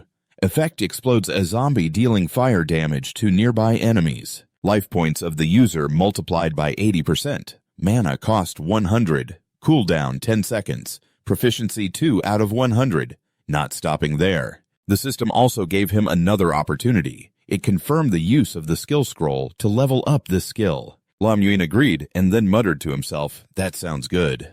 Previously using the skill scroll to level up the Dark Haunting Strike had directly raised it to level 3. Conveniently, it also leveled up the explosive technique. Lam Yuan thought about the zombie army and silently said to himself, as for the zombie army, it was temporarily sufficient. The system also reported the number of zombies he received 130 zombie beasts. Additionally, the system helped Lam Yuan resurrect the Vulture Thief. The Vulture Thief became a zombie with the status of a zombie leader. Level 15, life points 500, attack 500, defense 100, skill Chaotic Strike. The system also conveniently resurrected the Vulture Thief Lord, Zombie Lord of the Vulture Thief. Level 19, life points 200, attack 820, defense 220. Skill Chaotic Strike infused with the essence of the undead. Poisonous Claw attack dealing an additional 20 poison damage. After reviewing the information Lam Yuan noticed, the skill Chaotic Strike infused with the essence of the undead. Poisonous Claw attack dealing an additional 20 poison damage. He then thought to himself, after the Vulture Thief Lord was resurrected as a zombie, it even had an additional skill. He silently compared it to the Dire Wolf. Previously, when the Dire Wolf died and resurrected, it also received a new skill, the Immortal Family. At that moment, Lam Yuan also asked the system to review the status of the Dire Wolf. The Dire Wolf dealt 400% damage to surrounding enemies while also causing them to faint. The Dire Beast's life points were tied to the owners. The Death Claw, the attack power of the owner of the Immortal Family. Rage critical hit chance increased by 20%. From such comparisons, Lam Yuan appeared hesitant and murmured to himself. Could it be that resurrecting a Lord-level monster aside from the usual skills would grant an additional skill? Doing seems really interesting. A few seconds later, the system sent out a notification again. The hunting action you participate in will officially begin in 2 hours. Knowing this, Lam Yuan smiled with satisfaction. With excitement, he shouted to get ready to set off. Lam Yuan quickly moved towards the blood cave. Upon arrival, he looked confused and hesitated to tell his friend what he was doing. And when he saw Han Thun twisting and wriggling, Lam Yuan had to guess he was cosplaying a Golden Knight statue. With the shiny golden armor, he proudly showed it off to Yuan, saying, "I spent 50 gold coins to specially invite a high-level blacksmith to create this super armor. Don't worry, I absolutely won't trip you up today." Just as he finished speaking, Han Thun's belt suddenly snapped while he was boasting about it. The traitorous pants slipped down from Han Thun's waist. Seeing this, Lam Yuan wore a puzzled expression. When Han Thun realized his pants had fallen, he felt so embarrassed that he didn't dare to speak up. Even he didn't. He didn't dare to say anything, fearing Han Thun would feel embarrassed. After a moment, Lam Yuan pretended to compliment him. "It's the first time I've seen armor like this. It's really unique." Although he was feeling shy, Han Thun still insisted. The blacksmith said this is the latest model. A few seconds later, a piece of armor fell off, accidentally covering his eyes. Han Thun, unable to see the path, cried out in despair, "Wait! I can't see Yuan, help!" At this moment, Lam Yuan looked quite awkward, to the point where he didn't dare to say a word. He kept trying to take it off while shouting non-stop. In his panic, Han Thun stepped on someone else's foot and bumped his head against the opponent's stomach. The repeated collisions caused a piece of metal to fall off accidentally, allowing Han Thun to see the light. When he saw the person in front of him, he was extremely surprised. In front of Han Thun was a tall man. He even took the initiative to greet Han Thun. "Are you okay?" The person who arrived was the captain of the Black Tree Guild Trio Kuei, a level 15 warrior. Han Thun wore a puzzled expression as he felt a bit intimidated by Triu Kuei. He thought to himself, why is this person clearly smiling? But I feel like I've been bitten by a poisonous snake. Is this an illusion? Just then, Lo Muin pulled on his shirt, making Han Thun feel both surprised and confused. Then he ordered him, hurry up and take off that ridiculous outfit. Get down. Han Thun happily agreed. Really? On the other hand, the man smiled at Lo Muin, but inside he was astonished to see him here. Meanwhile, Lo Muin looked at Triu Kuei with an annoyed expression, which made Triu Kuei unhappy and grit his teeth, thinking, this kid dares to look at me like that? He was indeed an annoying guy. Just then someone shouted loudly, surprising both Han Thun and Lo Muin, while Triu Kuei turned to look. Additionally, the person asked, you too? He paused for a few seconds before shouting, who are you? My name is Han Thun. The newcomer was Trung Huang, and he brought along a large group of people. Without answering, Han Thun just handed over a piece of paper that had his name written on it. Han Thun, profession swordsman. Trung Huang was currently staring intently at what was written on it. Next he pointed at Han Thun and asked again, it's you, right? The one dressed weirdly. Not stopping there, Trung Huang and his buddies burst into laughter, teasing Han Thun. What kind of aesthetics is this? Look at his shiny golden outfit. Is he cosplaying something overly extravagant? You're feeling down, but still responding cheerfully. I'm the one dressed oddly. The three of you are the big shots of the Black Tree Guild, right? Yes, that's right. This is my friend. As Han Cheng was talking, he suddenly drew his sword. The second Zhang Huang pointed the tip of his sword straight at Lo Muin and said, all right. We're not interested in the name of some rookie soldier. Remember, you're leading them not because of the double registration fee, but because our captain is particularly kind. His actions angered you, causing Lo Muin's expression to darken. Zhao Kui shouted loudly, what are you doing, Zhang Huang? With a new friend, you should be a bit friendly. However, he replied, I was just joking, Captain. Right after that, Zhang Huang sheathed his sword. Still, he threatened Lo Muin. Don't think you can be arrogant just because our captain is easygoing. You should be grateful and cherish this opportunity. Got it. And not wanting to see both sides fight, Han Chung quickly smiled and replied, yes, we will definitely try our best. A moment later, Li Ming clapped his hands and announced loudly, everyone stand at attention. I will officially start the roll call now. Then everyone gathered around him. At this moment, Han Chung took off his armor and muttered, I'm so nervous. I can't believe I can actually act alongside the members of the Great Guild. Meanwhile, Lam Uyen observed everyone and thought to himself, these are the players participating in the S-level hunt. Then Zhang Huang quietly asked, the equipment should be fine, right? It won't break down halfway, will it? After observing, he quietly commented, they all look like newbies just entering the main city. Zhao Kui was the one who entered the cave first and gave orders. All right, now that everyone is gathered, we shouldn't hesitate any longer. Let's get ready to set off. When he reached the cave entrance, he suddenly stopped, turned around, and reassured everyone, don't worry. When facing the Black Tree Guild, even death itself has to step aside. Everything will be very safe. Without hesitation, everyone followed Zhao Kui and responded in unison. Zhang Huang also followed, but he kept an eye on things. Han Cheng and Lam Yuyan's cave. At the same time, you changed into a white armor. Han Cheng saw you moving slowly, so he waved a red flag to urge Uyen to catch up. I heard this cave even has slim detection. Seeing this, he complained to Lam Yuyan, oh God, is this guy here for a picnic? Despite Han Cheng urging him, you still walked calmly step by step. After a while, Lam Yuyan told you, I can smell an exciting scent. Soon, the whole team had entered deep inside the blood scale cave. After a moment, Zhao Kui spoke up. Wow, that was fast. There's already a fork in the road. That said, throughout the journey, we haven't encountered a single real beast yet. These real beasts are active at night and are likely resting deep in the cave right now. Liu asked him, Captain Zhao, which path do you think we should take? Zhao Kui glanced at him and replied, I think it's best if we split up. Hearing this, Zhang Huang nervously shouted, split up. Han Chung couldn't hide his worry and spoke up.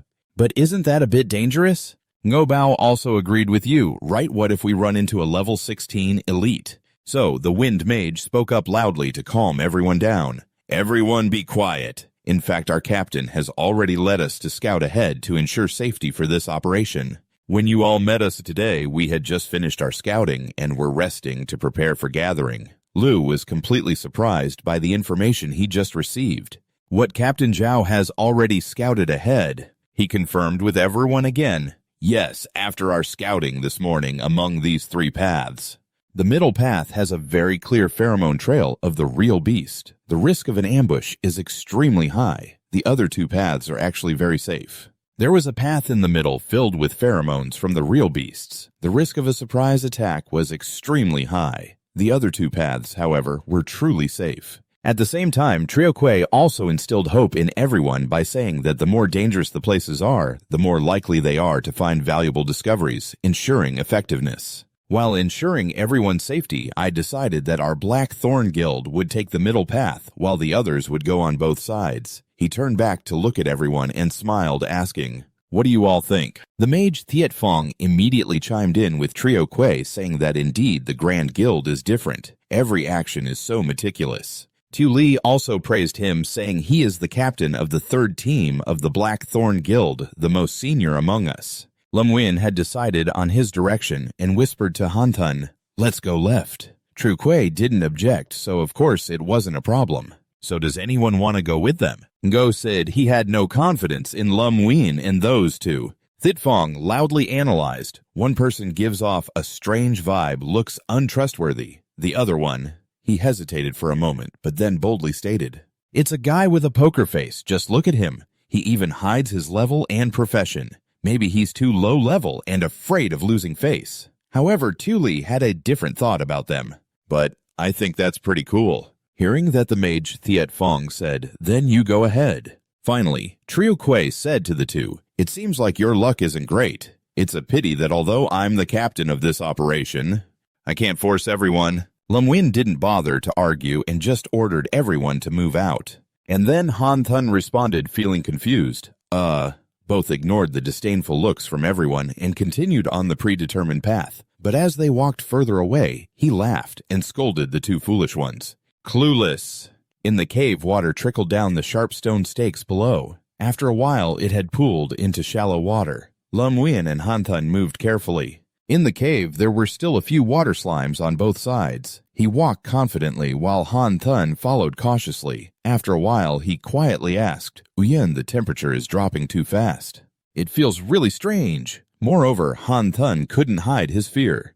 "I feel like I'm being watched." The feeling was becoming more intense. Lum Yuan had sensed this long ago. "So you finally noticed?" "There is indeed something here." Hearing him say that, Han Tun was so shocked that he shouted. But Captain True didn't say he had scouted this path. "Is this path really safe?" Contrary to Han Tun's demeanor, Lum Uin remained very relaxed. "Do you trust him that much?" Then, leading a group of rookies on an S-level hunt clearly means using live bait to test the path.